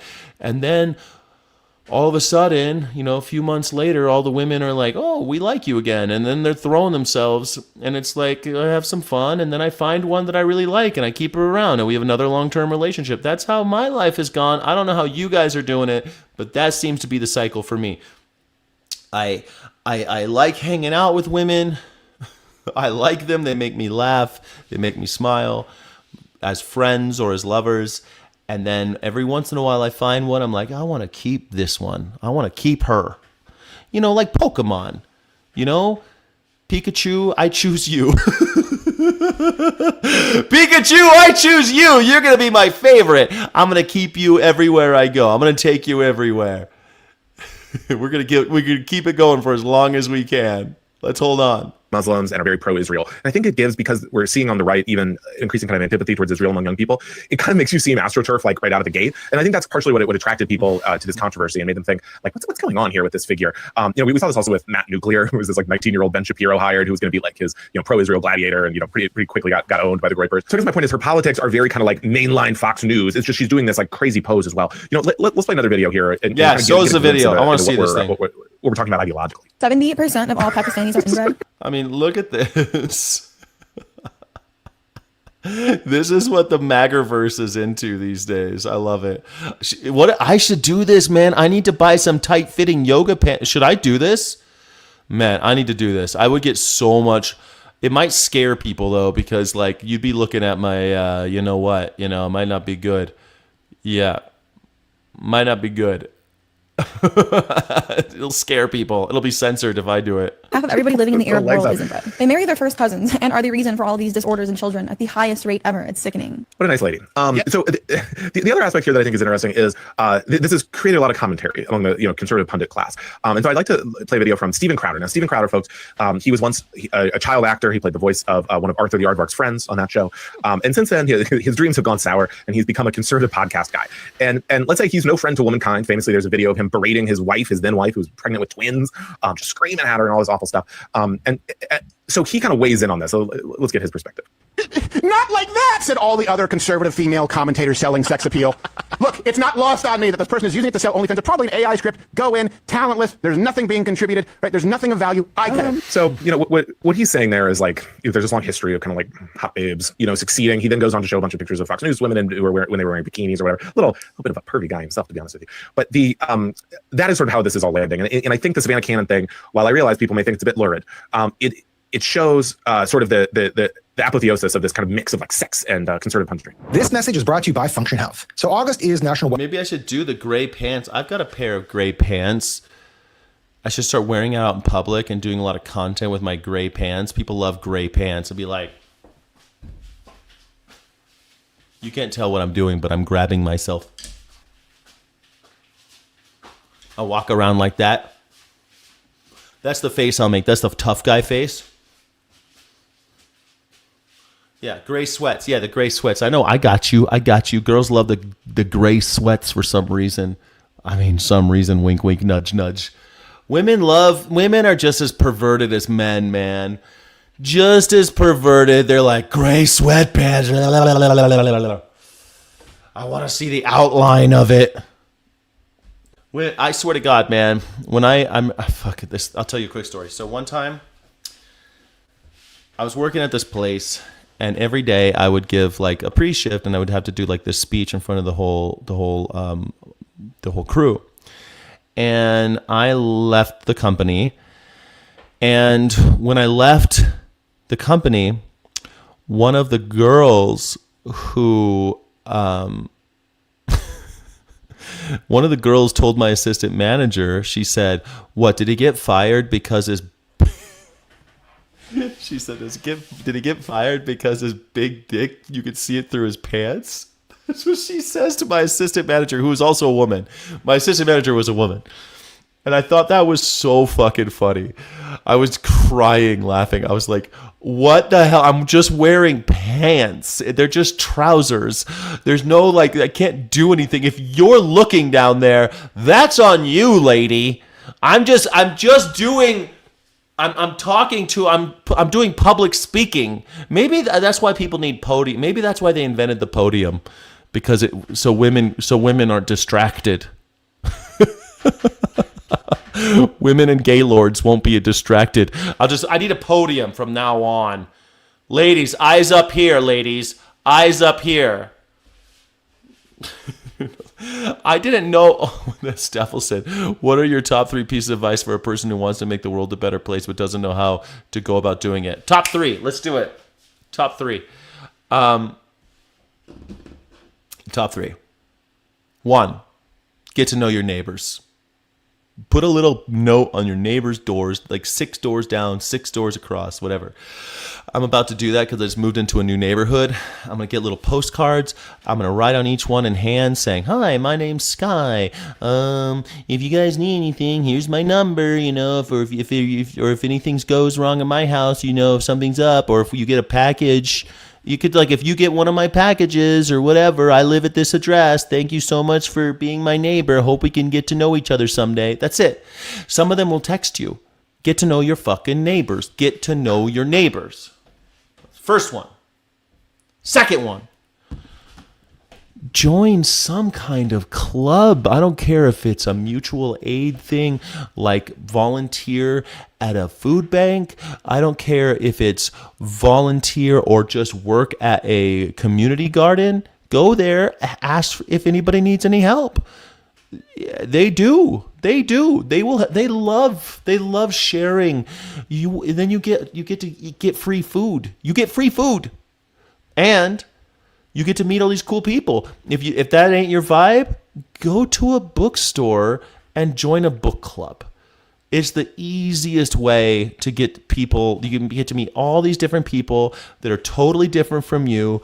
And by the way, all those people know somebody too. So like people, I'm so tired of people like, oh, I'm vegan and I'm a tall vegan man with, I'm 6'5" and weigh 240 pounds and I'm a tall vegan blue-eyed man, and I just can't meet anybody. What the fuck are you talking about?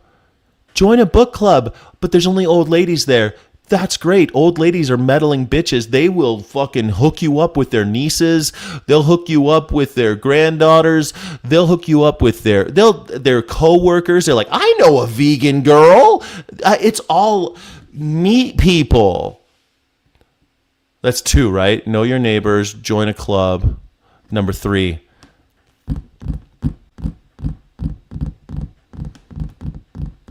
Man, I hate to say it, but number 3 off the top of my dome, buy a gun, learn how to use it. There you go. Buy a gun, go learn how to use it. Thank you. Go buy a gun, learn how to use it. I love how Democrats are losing the argument, either gay as if that's an insult, or they'll try to... Who's a Democrat, Stephen O'Connell? Are you in the wrong place, Stephen O'Connell? Stephen O'Connell, are you a Democrat? Stephen O'Connell's a Democrat. That's weird. Be in queer spaces if you're cool, we are cool. Queer spaces are fun too. But I guess like just accept people. I don't know. I just radically accept everybody. Yeah. That's it. Pretty simple. Yeah. I saw something from... That's the worst. Did you ever know that was something that could be seen? No. Well, I know. I don't know. It's just like I put on a pair of pants and I go to work. I'm not sitting there like... And I was wearing suits. I was wearing suit pants, and it's like... I wasn't wearing like particularly tight pants or something. Donate your time. Yeah. Join. Yeah, volunteer somewhere. Yeah, if you have it, or join some kind of club. Yeah. Why is Sky is reminding me of Wedding Crashers with feral funeral game tips? Yeah, the funeral game. No, just go meet people. You don't need to have little games like Wedding Crashers. Meet people. Human beings are very into helping each other. It's really what they're into. They love it. They love meeting people and telling you about their granddaughters. Dude, I was in a book club with a bunch of old ladies and 2 of them were trying to hook me up with their daughters. It was great. I didn't go on the dates, but still pretty cool. Or I remember when I was really in with the Vietnamese community, and I remember I was really in with the Vietnamese community, and my bosses were Vietnamese, and they hooked me up with their niece. She was from Germany. She was half Vietnamese, half German. I ended up asking that girl to marry me. I almost got married to that girl. I was moved to Germany. I lived with her. We were in love, and that girl was my boss's niece from overseas that they thought I would like. That was great. One of the great loves of my life. Do it. Don't rely on all your labor. You're supposed to be working with other people. You're not supposed to be doing everything on your own. Yeah. Jack giving dating tips. I guess, yeah. I don't know how we got to that, but we're there, I guess. I don't know how we got there. And we weren't necessarily thrilled with the contractor, but they did a job and they were fixing any problems. Oh, what, that no-bid contractor that was your friend at Mar-a-Lago that you allowed to do the swimming pool? Oh, reflection pool? But then I got carried away because the judge was extremely unfriendly to Janine. And the judge was so unfriendly for our bullshit story about vandalism. So unfriendly. Frankly, I think she choked. because the judge was really vicious. Instead of going after the people that did it, the judge went after her and went after her department. And I guess she choked. I don't know what the hell happened. Are you reconsidering her role? I don't know what. You're fake news. Don't ever talk again. You're fake news. What the fuck? You don't think this guy's like Hitler? You're fake news. Don't ever talk again. There's no such thing as freedom of speech, freedom of the press. Fuck you. I think we touched a nerve there. Donald Trump lashing out at our colleague, MS Now's Jake Traylor in the Oval Office today. Traylor pressing about the simple fact pattern from Donald Trump. Attorney the District of Columbia, Trump's buddy, Janine Pirro, dropping the charges of vandalism her office had filed against former Olympian David Hearn less than 1 month ago. While Pirro promised that her office would prove the charges of vandalizing the reflecting pool beyond a reasonable doubt, her office found that despite Trump's claims that, quote, I'm a really good builder, it was his shoddy contractors, not vandalism at all, responsible for the lining coming apart in pieces. Does that even look like vandalism? Like, it's clearly a fucked up botched job, and these things happen. Like, it's so funny. The guy is such a loser and such a egotist that his ego's so fragile he can't just say, hey, you know what, we hired a guy, job was botched, we're gonna do it again. It's fucked. These things happen. Shit happens. No, he won't say that. But when he bombs a school full of little girls and double taps it, because that's what you got to make sure they're all dead. So he double taps a school full of school children, little girls, and he says, hey, shit happens. Shit happens.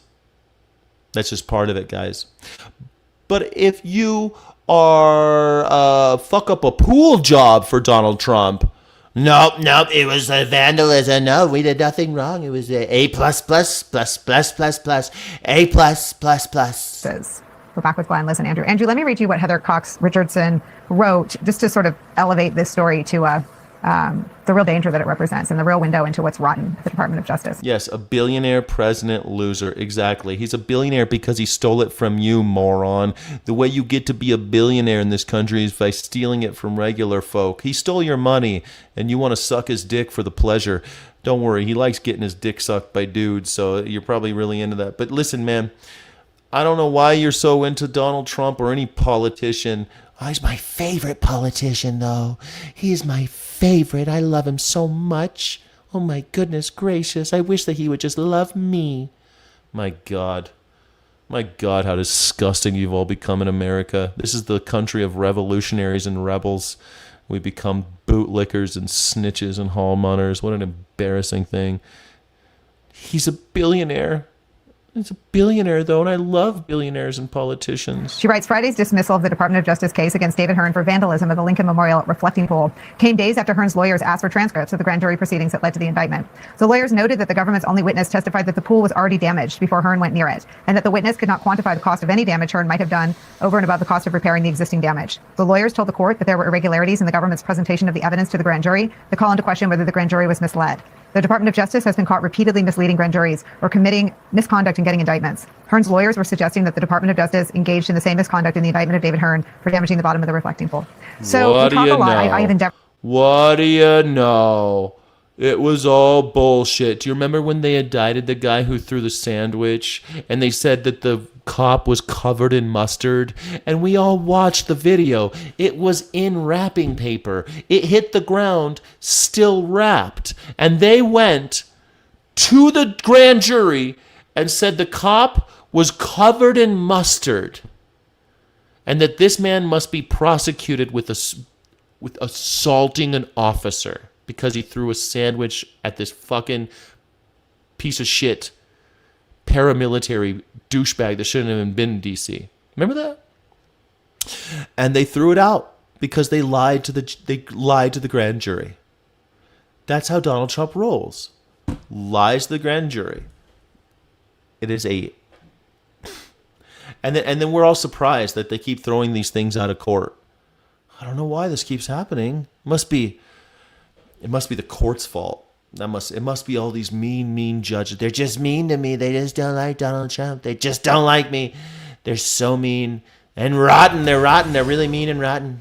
Today, President Trump pitching his economic message to voters in Nevada after stopping in California, where gas is the highest in the nation. The president calling out its far-left leaders while telling Fox News relief at the pump is on the way. It's on the way. Checks in the mail. $5 a barrel. Checks in the mail, everybody. Before the war started, yet gas is still 30% higher than it was. $6.27 here in California, I paid yesterday. It's a little different thing because they charge taxes on gas every time. Why does have you noticed that Donald Trump does that shit too? He's always doing this.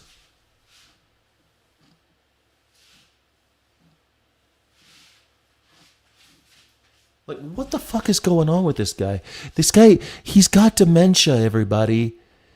You go to a dementia ward. That you know what? You want to make the world a better place? Go volunteer at a dementia memory ward. Go read to old people. They'll be stoked to see you. And every time you go in there, you'll be like the first time you've ever met them. They love you. Go talk to them. They talk just like Donald Trump. They sway back and forth. The dude is 80. He's got dementia. They hop him up on drugs so he can get on TV. Time it goes down, they take taxes. I mean, they've done a terrible job in California, but I think we're going to have it coming down. We're going to be down. Yeah, California, they're such a bad job in California. Threes and maybe the twos pretty soon per gallon. California Post opinion editor Joel Pollack joins us now. Great to see you this morning. Thanks for joining us. President Trump makes a very good point. Every time I listen to California politicians talk about affordability or complain about gas prices, I'm like, dudes, sit down. You have no room. You have no room. What the fuck are you talking about? I'm from California, and the gas prices, they've always been expensive. And then Donald Trump started a meaningless war with Iran, and now they're even more expensive. So yeah, the people are complaining. It's fucking bad. It's bad. They tax the gas in California to pay for the roads. That's why when you're in California, you don't have a bunch of potholes. We got the most beautiful roads in America. I've driven on all the roads in almost every state. And let me tell you, when you get to California, all of a sudden you're on smooth road. You're like, wow, I mean, worth every penny. Shit. You mean I don't need an off-road, all-terrain vehicle to drive on city streets? Remarkable. To talk. If you actually cared about affordability for your voters, you would cut your own tax and save them about $2 a gallon. Well, it's not just the taxes, and we had the tax rise at the beginning of July, and Gavin Newsom and the Democrats have declined every time to do anything about that. It's not just the taxes, it's also the unique blend of fuel that California requires, and it's not unique, it's 10% ethanol, unique blend. Go fuck yourself. Fossil fuels. We have refineries shutting down in California because Gavin Newsom wants to drive them out of the state for his green agenda, and whenever that happens, you don't have the capacity to generate your own fuel. California is also uniquely... California's not generating its own fuel. That's not how the oil market works, morons. Do you think that your gas prices go down if you refine gas in your state? Do you think Chevron gives you a discount if you have gas refineries in your state? Do you think that's how it works? California refineries import crude from other countries and refine them. Places like El Segundo the town is called El Segundo because it means the second, because it was the second refinery that Chevron built in California. El Segundo, Long Beach, they have huge refineries. Huge refineries. California's going to keep refining oil because oil owns the world. It's ridiculous. Gavin Newsom's pushing him out because of the green agenda, and that driving up gas prices in California. That's just a lie. It's just that's just a fucking lie. Exposed to the Iran war because California now imports its fuel from the Middle East. And so the Strait of Hormuz closing or being threatened affects gas prices in California in a way it doesn't affect gas prices in other parts of the country because of California's insane policies. The gas prices are high in California because of what California is doing to itself, not anything happening in the rest of the country. Fuck you. That's not true either. The gas prices are high in California because of something they do to themselves. True, until you start a war with Iran and the Strait of Hormuz gets closed down and prices go up into this unbelievable stratosphere where everyone's like, holy shit, we were just getting used to $5 a gallon. Now it's $6.50? God damn. It was $4.50 last month. Now it's $6.50? Of course people are pissed. Of course. That's not from California policy. California policy is what got it up to $4.50, sure. They tax the fuck out of gas there. That's how they pay for the roads. They tax the tires too, by the way. Tires are expensive in California too. That's what pays for the roads. That's how they do it.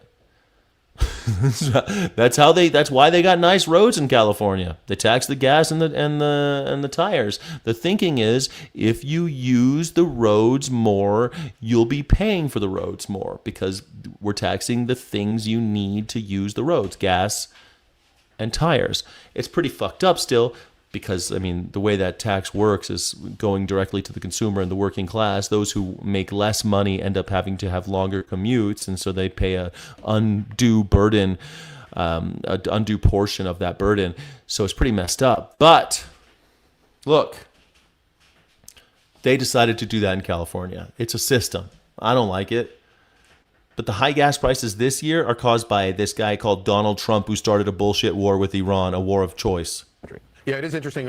California obviously is one of the most energy-rich states and largest states, the largest state. So yeah, funny how that works, and also the richest. It would absolutely be able to probably supply most of its own energy needs. Yeah, it could if that's how the world worked, you dumb piece of shit. But that's not how the world works. California doesn't own the oil. California doesn't own the companies that mine or refine the oil. That's how capitalism works, you see. California doesn't get to decide how much oil is even refined or how much is drilled. Not really. I mean, there's regulations about that, but they don't get to decide that because private companies are the ones who decide that. That's called capitalism. Welcome to America.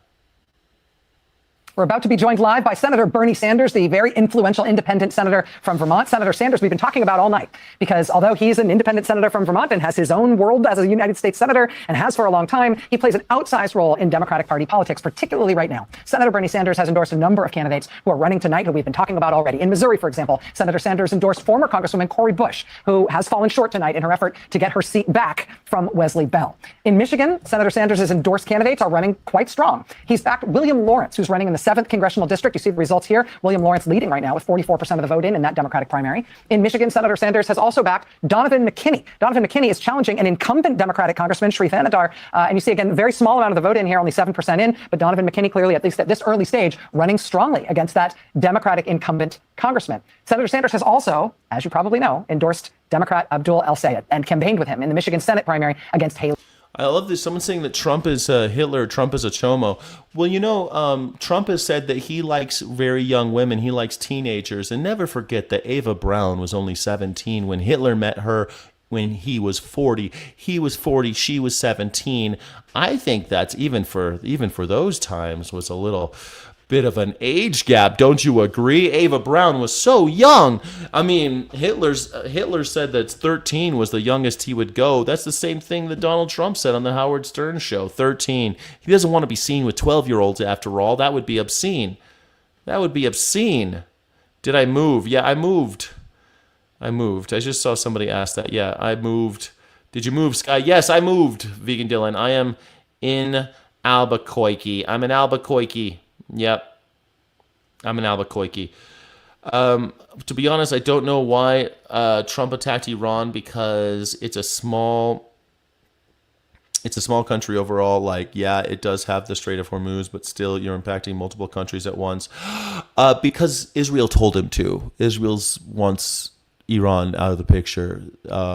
We are owned by Israel. I don't know if you've noticed that lately, that's become more and more apparent to everybody, because he's owned by the oligarchs. The number one component of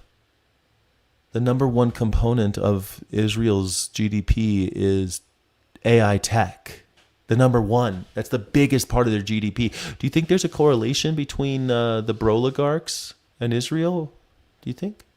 Stevens. These are the results thus far in that very closely watched Senate primary. Look at that, 48.2 to 48.1. Not a hair's breadth between them at this point with 1/3 of the vote. William Talenti, thank you for being here. This is my first stream in Albuquerque.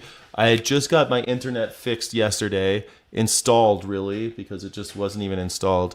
And my studio is still all...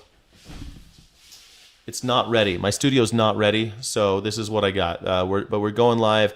Hopefully tomorrow you'll see the evolution. We'll have a little bit more done tomorrow. And we're going to be watching this vote very closely as it comes in. At the moment, Senator Sanders' campaigns with these candidates and his endorsements has put wind in the sails of these folks and has also contributed to a national narrative around not only his personal influence, but the influence of his kind of politics, his kinds of policy, and his kind of bottom-up campaign.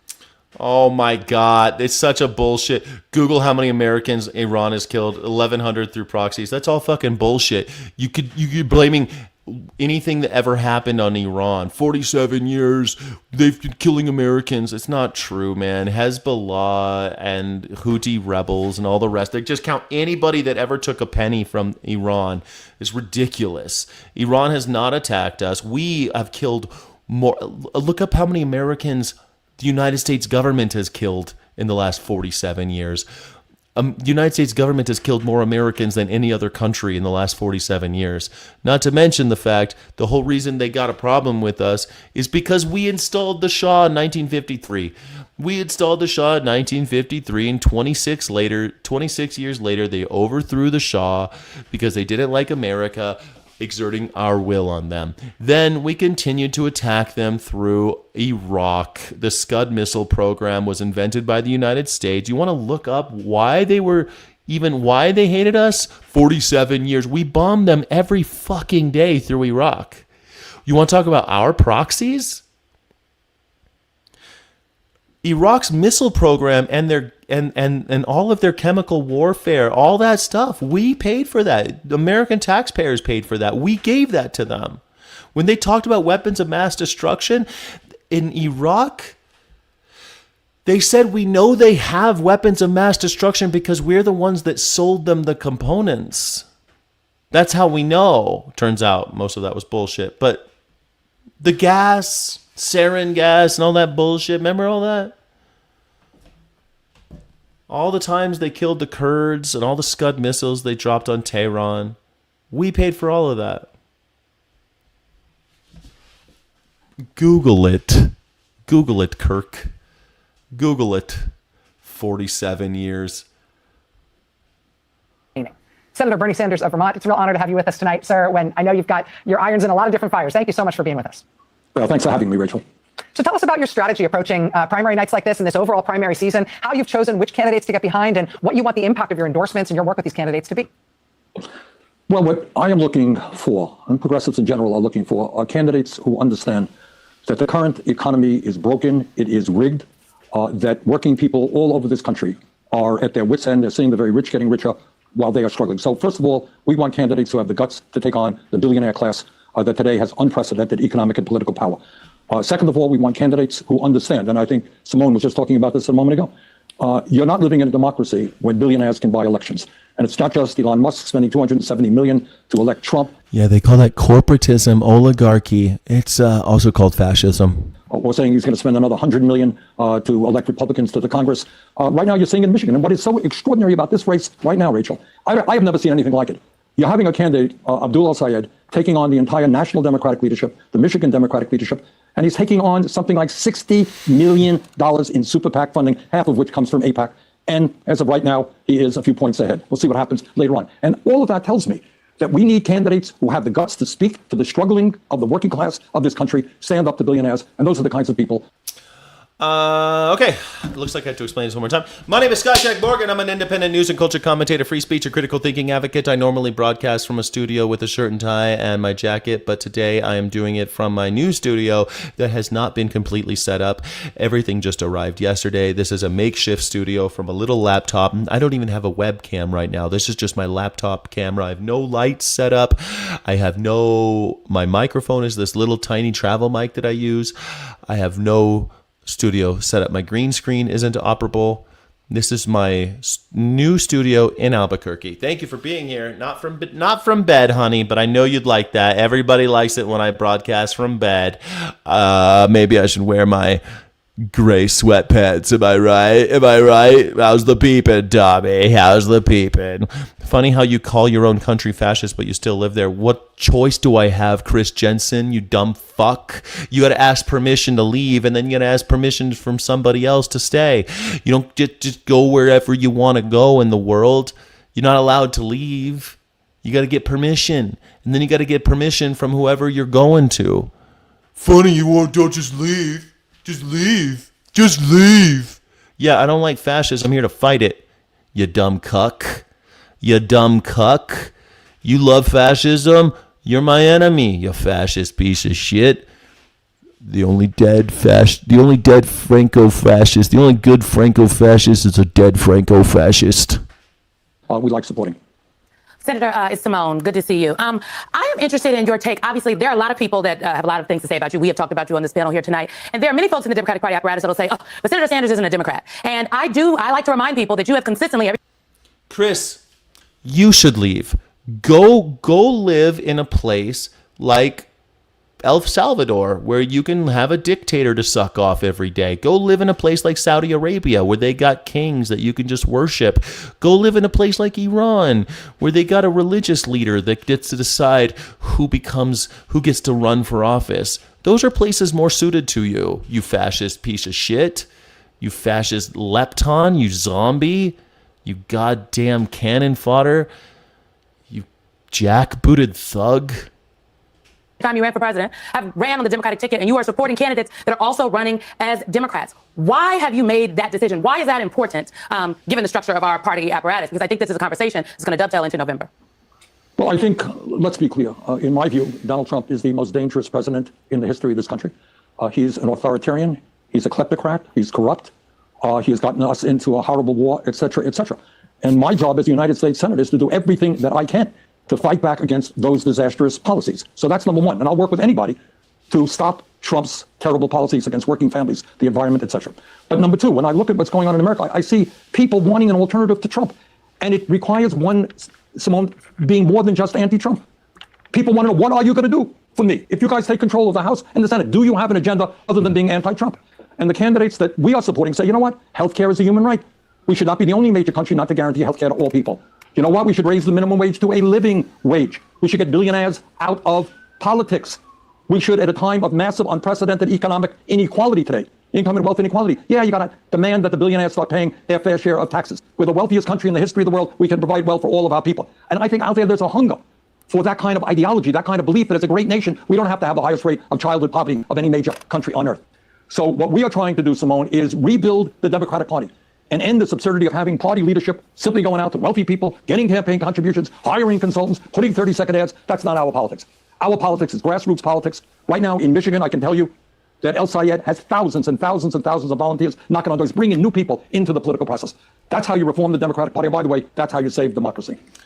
It's also how you get killed. Don't forget that the only group that stood up to Hitler were these guys called the Social Democrats. 92 of them voted in the Weimar Republic to not approve Hitler becoming a dictator. It's called the Enablement Clause. I forget what they called it in German. It was a whole thing. And only one group stood up to him. And everyone else, people like this Chris Jensen fellow in my chat, they just said, oh, he's the best. We should just let him become dictator. We need kings. We need a king. Fuck having a republic. And so the Social Democrats were the only one who stood up to Hitler, and it didn't matter. Hitler still became der Führer. And then he went about, first he killed a couple of them, then he imprisoned a few of them. The other ones he just kicked out because he made their party illegal. That's what's going to happen in America. You just wait and see. If they start cutting into profits, they'll just make Social Democrats illegal. It's going to be an illegal party in America. You wait. You wait. Donald Trump's already talking about it. Senator, it's Lawrence O'Donnell. I have a question that I'm going to frame in jest, which is, are you now or have you ever been a member of the Democratic establishment? And let me just ask, Senator. I'm not going to take the fifth on that one. Okay. I will not take the fifth. I will answer you unequivocally. No, I have never been a member of this. And what does it mean to you, Senator? What does that distinction mean to you, the Democratic establishment versus wherever you are in Washington politics? You've been there for 36 years now. You've been a chairman. You've been in congressional leadership. You've been in those rooms. What is that difference between where you stand inside that building and the Democratic establishment, which apparently is mostly in control of the Democratic side of it? Well, Larry, that's a very good question. And I think the answer is both ideological. In Germany, it was called Ermächtigungsgesetz. Ja, Gesetz zur Behebung der Not von Volk und Reich. The law to remedy the distress and emergency of the people in Reich. The people in kingdom. Der Not. It says distress, but Not means emergency too. It's an emergency. It was declared an act of an emergency, and that we needed to have a dictator. Gesetz zur Behebung der Not von Volk und Reich. He allowed Chancellor Adolf Hitler, his cabinet, to pass laws without parliament or presidential approval, effectively ending German democracy. And the only people to stand up against it were the social democrats. That's what we have again. Now we have the same thing all over again. Nazis and the social democrats are the only ones standing up to them. What do you think will happen? You think they'll get killed? I think there's a bigger problem here. And this is not fraud, waste, and abuse by itself. This is corruption on the underlying system. When you corrupt the practices that rat out the foundation of the boat that we're all in together, and we start taking on water, we can start pointing fingers. But when everyone is doing it, which is maybe the most important quote from this press conference, not that by any of us up here, that's a real pathology. Because then if you're not part of the corrupt system, you're a fool. When I'm lying to you, and you know I'm lying to you, and I know that... If you're not part of the corrupt if you're not part of the corrupt system, you're a fool. Mehmet Oz. Like, they're saying it out loud, guys. They're saying it out loud. You know that I'm lying to you, and on and on and on. That's a real pathology. Because then if you're not part of the corrupt system, you're a fool. When I'm lying to you, and you know I'm lying to you, and I know that you know that I'm lying to you, and on and on and on, that's how countries collapse. Thank you all. Are you sure you meant to say that there, Mehmet? I want to thank the President, the Vice President, Secretary Kennedy, and many others involved in the anti-fraud task force that the White House is beautifully organizing for an all-of-government approach. Their trust in a system that was built in a high-trust environment, a place we all thought that we would be able to be safe, because who would steal from the poor? It's calling out. Didn't you make a whole career of doing that? Many people, unfortunately, are doing just that. We're getting Yeah. details on the deadly shooting. Who would rob from the poor? Like, who would start a meme coin named after his wife and then pump and dump? Who would do that? Who would steal from poor people? Who would create meme coins and steal from people? People were killed, including 2 from California. And tonight, the dramatic video showing armed bystanders opening fire to try to get the gunman to stop. Here's ABC's Trevor Alt. Tonight, investigators are searching for the motive in this Idaho mass shooting. What's happening? What happened? What's happening? Shoot. 3 people killed, 7 injured outside an In-N-Out restaurant in this crowded shopping center. Get out of here, get out of here. Police have identified the suspect as 24-year-old Chad Williams, seen here dressed in black, armed with a long gun. Oh, no. Do you think he's a Muslim trans terrorist social democrat? Is that who did it? Hundreds of people running for cover as the shots rang out, but investigators say 2 men. I gotta say, though, if you're going to fast food, like, you know you're gonna die, right? Like, I feel like if you go to fast food and get killed, you just got, like, an early return on your investment, man.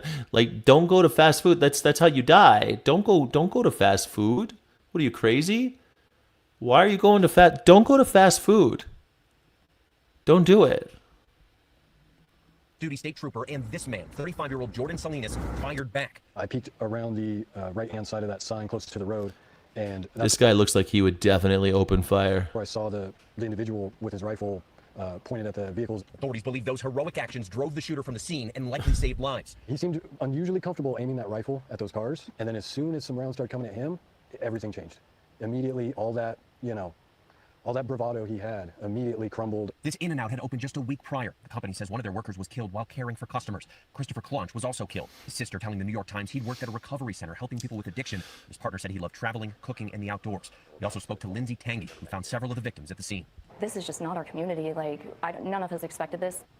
And that hero civilian Jordan told me he had been preparing and training on how to respond to a potential mass shooting for 5 years now. But he says on top of his actions, dozens of other people also rushed in to help with first aid. And all of that together very likely saved lives.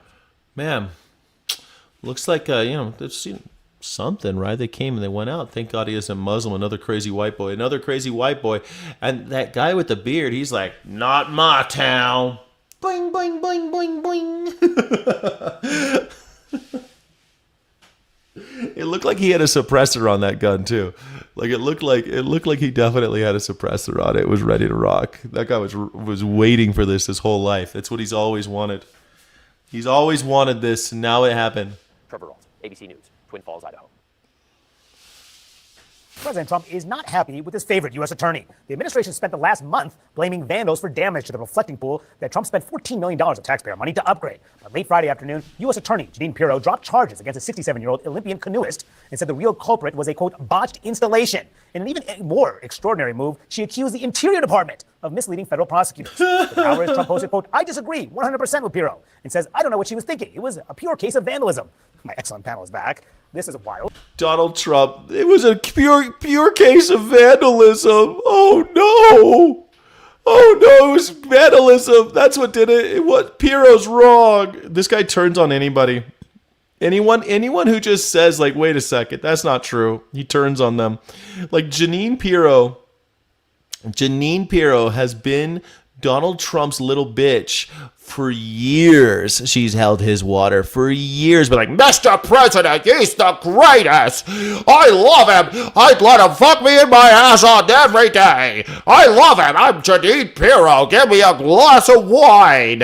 And then the second she criticizes, the second she's like, it wasn't a case of vandalism. It was clearly a case of being misled. The public was misled by the Secretary of Interior. And now Donald Trump is throwing her under the bus. Women, don't hold water for Nazis. You will be the first in the cannon fodder. You will be the first grist for the mill. Look at all of the women, all of the secretaries so far who have been fired have all been women. 3, all women. Now Janine Pirro is going to get fired. 4th woman. Women, stop backing Nazis. You will not be looked at kindly by them. You will be used as tools. Don't even get me started with all the other minorities. But women, fuck, man. God damn it. Women, please stop backing Nazis. Stop holding their water. Stop doing this. Vandalize. You vandalized my butthole, and I enjoyed it because he's the president. He's the president of the United States, and I love him. He's the greatest, and I would let him vandalize my entire area. And I just will go on Fox News and defend him every day. Holy shit. Holy shit, women, please stop.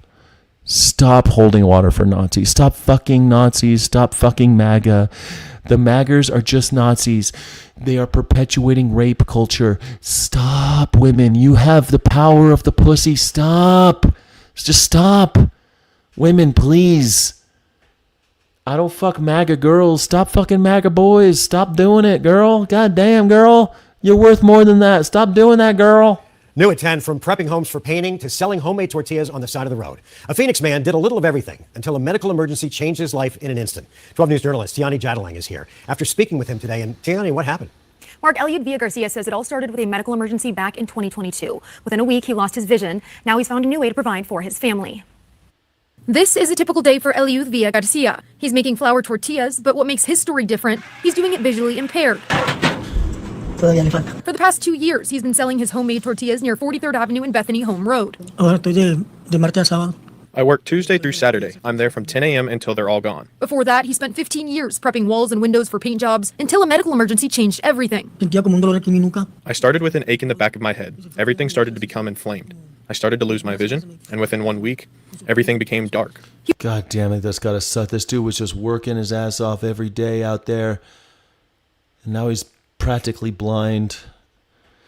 And now he's got to make tortillas for the rest of his life. He went to the hospital where he says doctors told his family he looks like he's 75 years old. The infection could have turned deadly. The doctor told me if this went on, I would have died. He tried to return to work, but it didn't last. They were very tough times because my husband became visually impaired. We were renting, we had to leave the apartment, the kids were younger. This happened 4 years ago. With his wife Adalberta and their son becoming the family's main providers, Villa-Garcia wanted to find a way to help. I like to work hard. It brings in little money. I get about $50 to $60 a day, but I get to bring it to my family. He taught himself how to make tortillas by feel.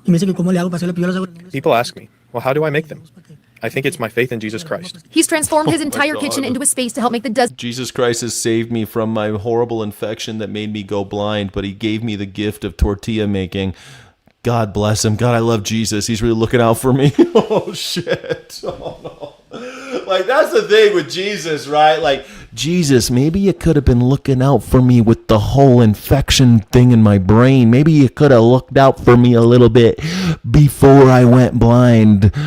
Jesus Christo, come on, buddy. What are you doing to me over here? Jesus Christ, couldn't you have been there for me before the whole tortilla making adventure? I mean, thanks for the tortilla making skills, but Jesus, I would have been happier if you just let me keep seeing. You remember that blind guy? You spit in his face and you made him see? That was in the Bible, folks. You guys ever read the Bible? It's a book. I know a lot of you guys don't like reading books, but there's this famous one. It's called the Bible. It's about this guy named Jesus. Well, at least part 2 is. Part 1, don't read it. Just skip to part 2. Dozens of tortillas he sells almost every day. Through this, he's helped his family secure their own apartment 6 months ago. Something his daughter says means everything. He decided to think more on the brighter side and be more faithful that this isn't permanent, no matter who tells me that it is permanent. Today, Villa Garcia says selling tortillas is about more than making money. It gives him purpose. It makes me happy that people get to buy my tortillas. When I'm here at home, I'm anxious. When I'm out, I'm happy talking to people, socializing. Villa Garcia says doctors have told him surgery may help his vision, but there are no guarantees. I always love these stories about how the failure of American healthcare system. Our American healthcare system has failed this gentleman, but don't you worry. Jesus has given him the gift of tortilla making. Yes, he's blind, and he probably will never be able to afford the surgery that may or may not help him regain his vision. And he is technically too old to be working, but fuck him, right? Fuck all that. We don't have any way to take care of him. The richest country in the world. We got a trillionaire. We don't have enough money for this guy. We got to give more money to Elon Musk. We don't have money for this guy. Make some tortillas, you broke loser. Make some goddamn tortillas, you broke piece of shit. These people are crazy. They're nuts. All right, to the Middle East, where a deal to reopen the Strait of Hormuz is reportedly They're nearing crazy. the finish line with an announcement that could come as soon as today. Chief Foreign Correspondent Trey Yinks is live in Tel Aviv. Hey guys, there's a deal on deck. Have you heard that Donald Trump is making a deal with the Hormuzians? Hey, Hormuz is going to open, everybody. It'll be another 2 weeks. Fox News. Papers, please. Zoran's bringing the grocery Gestapo to New York City. You said they're going to be 30% cheaper than they would be at the grocery store down the street. How are you going to keep people from taking advantage of that? We are looking to make sure that we target New Yorkers, whether it be a sort of a library card, and also we manage who's buying and that is focused on everyday New Yorkers. Oh, they get a library card. That makes sense because you're running it like a library. Perfect. Okay. So you got to prove that you live in New York in order to get the access to the groceries. Okay. I like it. ID for chips and dip. ID? Oh my God, you need ID to show us that you live here? Okay, fine. How about everybody can just go in and take what they want? I'm all for that too.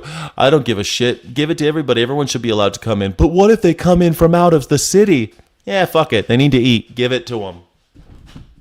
We got enough. This is America. We don't have enough food for everybody? Is that what we're saying?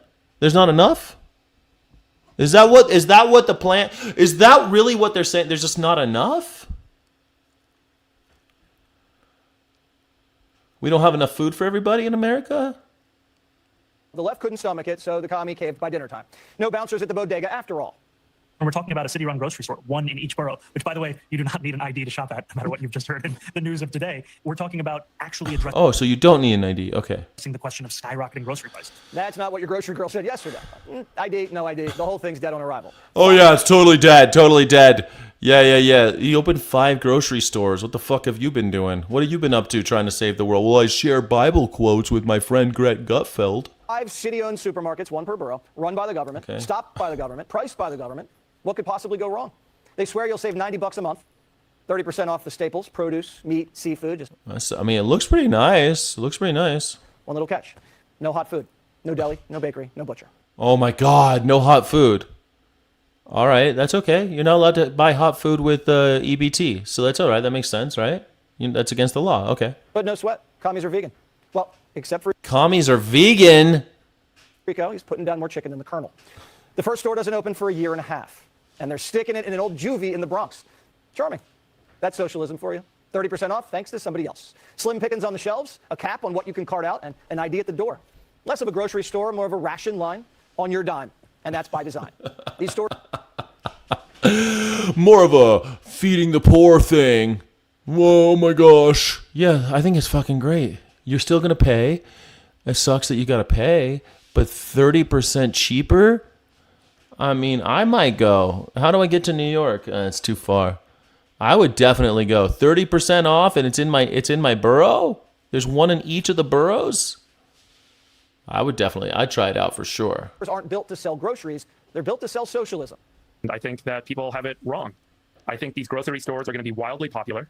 What the cheap grocery stores do is create an incredible success story for socialism that will help to support and fuel the socialist wave in urban centers around this country. And let's say each one loses 10 million a year and they get to 10 or 20 of these.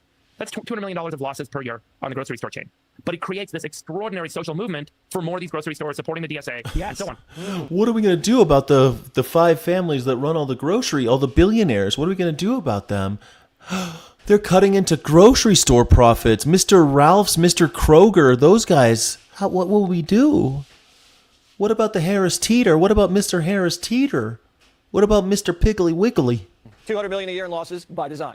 Most businesses try not to lose money. For Mondani, losing money is the point. This is how it goes every time they try it. You torch prices with somebody else's cash, the herd stampedes in, and the shelves are just ripped bare by midnight. But that's when the... So you hear that? The herd, comparing humans to animals, it's always one of the classic fascist moves, calling it the herd. Oh, these poor people are all animals, these fucks after all. The rich need to really control them, need to make sure that the herd doesn't get out of control. bureaucrat shows up to tell you one loaf of bread's your limit. Instead of Whole Foods, it's no foods. Kansas City already tried it. City-subsidized grocery store, low-income neighborhood. Guess how that turned out?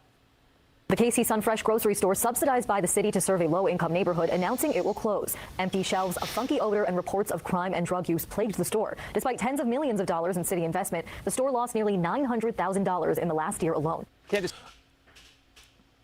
Serving the people is not a profit-driven concept. You're not supposed to be trying to make money off of the people in order to get their necessities met. That's the whole point, you see. You should not be trying to make money on fulfilling the basic necessities of human life. Things like the roof over your head or the food in your belly. That shouldn't be driven by profit. The profit motive shouldn't come into it at all. These are the basic necessities of human life. But the fact that they want to profit off of them shows you that they are evil ghouls that want you dead if you don't pay them. That's capitalism for you. City's got company. Chicago just lost 7 government-backed grocery stores this month. $13.5 million in taxpayer cash, up in smoke. The company signed a 10-year... Liberals are going to be the downfall of liberals are the downfall of every democracy because they let the fascists come in. They let the Nazis like MAGA exist. They don't stand up to them. They bend over. They say, let's hear them out one more time. Let's hear out these fascists. Let's hear out the racists. Let's hear out the alt-right. They're called the alt-right now, are they? Oh, well, they're just one more marginalized group. Everybody's opinion is valid. And after all, liberals love capitalism. Liberal democracy, okay, yeah, sure. You're right. They are the downfall because they're afraid of killing Nazis. They're afraid of standing up to Nazis. That's why the liberals are the reason why. Nazis, MAGA is impossible without liberals. Every MAGA should be thanking liberals for putting them in power. Every MAGA should be thanking you should be kissing the ass of every liberal because without them, there would be no Donald Trump. There'd be no MAGA new Nazi movement. It wouldn't exist without the liberals. Liberals are necessary for it. Deal, they didn't make it to 2. Turns out a store that survives on somebody else's paycheck isn't a business, it's a bailout. But hey, at least it makes it feel good. So here's the pitch, New York. Pay more. Yeah, it's not a business. Did you miss the fucking... Why is everyone on Fox News so stupid? It's not a business. It's not a business.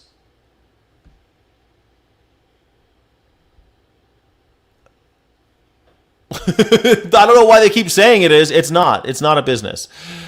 It is a state-funded grocery store in order to bring people in food deserts and otherwise underserviced and allow them to buy food at a discounted rate so that they can keep more of their own money in their pockets. Brilliant. So that the working class can have more money in their pockets so they can buy more, I don't know, avocado toast at the store maybe. They could buy more $5 cups of coffee because that's what those working class people, they're all so spoiled, aren't they? And now to this, while all eyes are on 2026, Democrat donors are already feeling anxious about 2028. The party is facing a cash flow problem as concerns over Ken Martin's leadership grow following a slew of negative headlines. One donor telling Politico, quote, nobody wants to give Martin or DNC money at this point. It's beyond embarrassing, and it's not going to get better until he's gone. That is Andrew Yang saying Kamala Harris, by the way, plans to run for president, but she isn't ready to announce. I appreciate the question and the intrigue. I've not made a decision, but I will tell you I am fully, sincerely focused on these midterms, and I know we're going to be working together on it. Meanwhile, Alexandria Ocasio-Cortez seems interested in a run. There's these polling numbers showing this buzz, as they say, about you. I mean, I don't know. At least AOC is in office. I don't know what the hell. Why do they keep on cutting back to Kamala Harris? Who gives a shit about what? She's not going to ever. She's DOA. She's done. Kamala Harris is never going to serve in office again unless she gets some like California state, maybe governor or something. She'll never be president of the United States. That's over. Candidacy? Yeah, I am surprised by it. You know, I think sometimes people would talk about it, and I was always candidly like, yeah, okay. Yeah, whatever. But then some of these polls came out, and I'm like, what is happening? There's some folks actually that driven out from Arkansas, and they were talking about like the straw polls out there, and I'm like, I don't, you know, but I think people are pissed off. Joining me now, Republican strategist. Yeah, people are pissed off because they're sick of racist garbage humans fucking shit up and buying and selling our children. They're sick of people like Donald Trump and Jeffrey Epstein buying and selling our little girls and buying and selling our little boys and treating them like cannon fodder and throwing them into needless wars so that we can secure oil interests overseas for oligarchs. Yeah, they're pissed off. They're pissed off. People are pissed, man. I'm pissed. I go to the supermarket. I'm doing grief math at the fucking supermarket. Why am I doing math at the supermarket? I'm American. I should just buy what I need and walk out and not have to worry about it. But no, now I'm like, oh, holy hell, that's that much per ounce. And this one's also this much. Like, this is Depression era shit, guys. How many of you are doing math at the supermarket? How many of you are doing math at the supermarket? I'd love to know. How many times do you have to do it where you're like, well, how much is this per ounce? And how much is this per ounce? Was this a better deal? You doing long division at the supermarket? Huh? You doing that yet? Biden though. You compare Trump to Epstein? Yeah, they were best friends. Yeah, Epstein would be if Democrats weren't. Are you fucking stupid? Donald Trump was a Democrat with Epstein, you fool. This is how stupid you idiots are. You're so stupid that you don't realize that when Jeffrey Epstein was a Democrat, Donald Trump was also a Democrat, because they do not care like you about Democrats and Republicans. They care about power and they want it. When the Democrats have power like they did in the 90s, they become Democrats. When the Republicans have power like they did in the early 2000s, they become Republicans. That's how they roll. They don't give a shit. Only morons like you are so tribal that you think that Democrats and Republicans are so different. This unitard party. And you think that, oh, well, I wear a red cap because I like chomos and they're better for the chomos. Dude, it's a chomocracy. You imbeciles. You're an imbecile if you think the Democrats were the Epstein. You fucking stupid. It's the billionaire class. They're Democrats, they're Republicans. They don't give a shit about those things. That's for dumb people like you. That's for dumb people like you, thinking that you can vote across party lines and somehow make some kind of big change. As if they don't get their money from the same donors. As if they don't take their orders from the same oligarchs. As if they don't take their marching orders from the same foreign leaders, the same foreign governments. As if they don't invest in this, they don't have identical stock portfolios. They have the same stock portfolios. They go to the same board meetings. They went to the same colleges. They fuck the same women. Don Jr.'s was fucking Gavin Newsom's ex-wife. And you're like, they're so different though, right? Yeah, they're so different. Don Jr. and Gavin Newsom, just totally different dudes, man. Completely different, because after all, one's Republican and one's Democrat, right? So different, though. They're still fucking the same women, taking money from the same oligarchs, traveling to the same countries and talking to the same foreign leaders, making the same deals. Their portfolios, when you look at their stock portfolios, identical, but they're so different.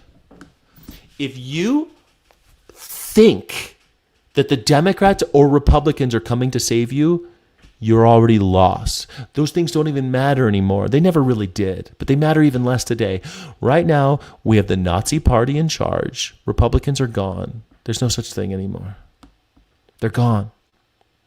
You either worship Donald Trump or you're not you're a rhino now.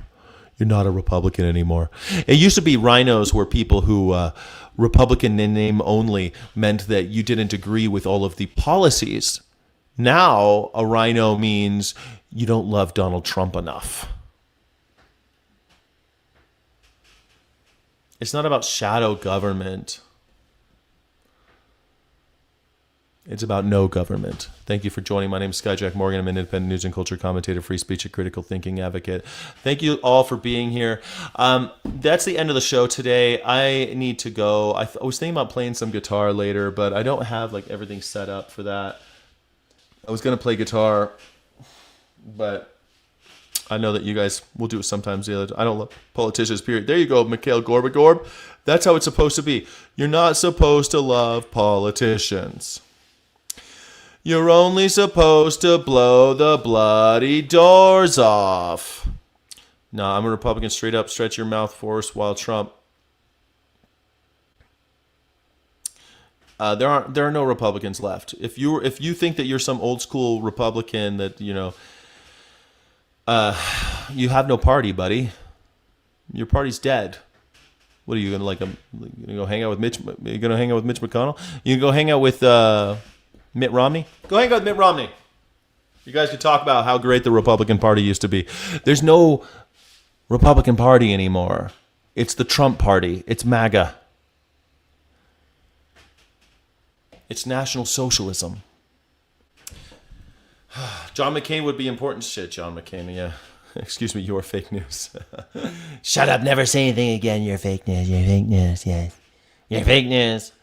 That's why I like Trump. He's a politician. He's a businessman. No, he's not. He's not a businessman. He is a person who inherited money and invested it poorly and was bankrupted 4 or 5 times now and uses his political position to enrich himself off of your paychecks. He's just a grifter. He's just an old con man.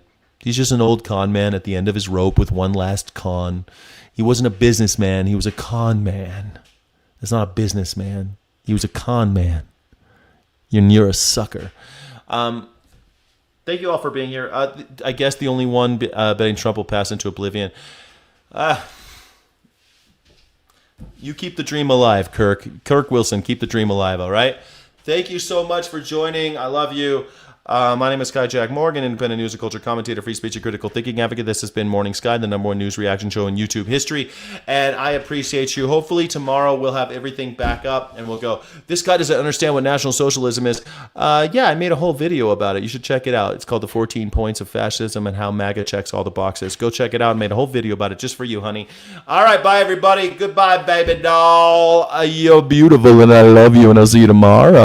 Thank you so much for watching. Don't forget to like and subscribe. Thank you so friggin' much.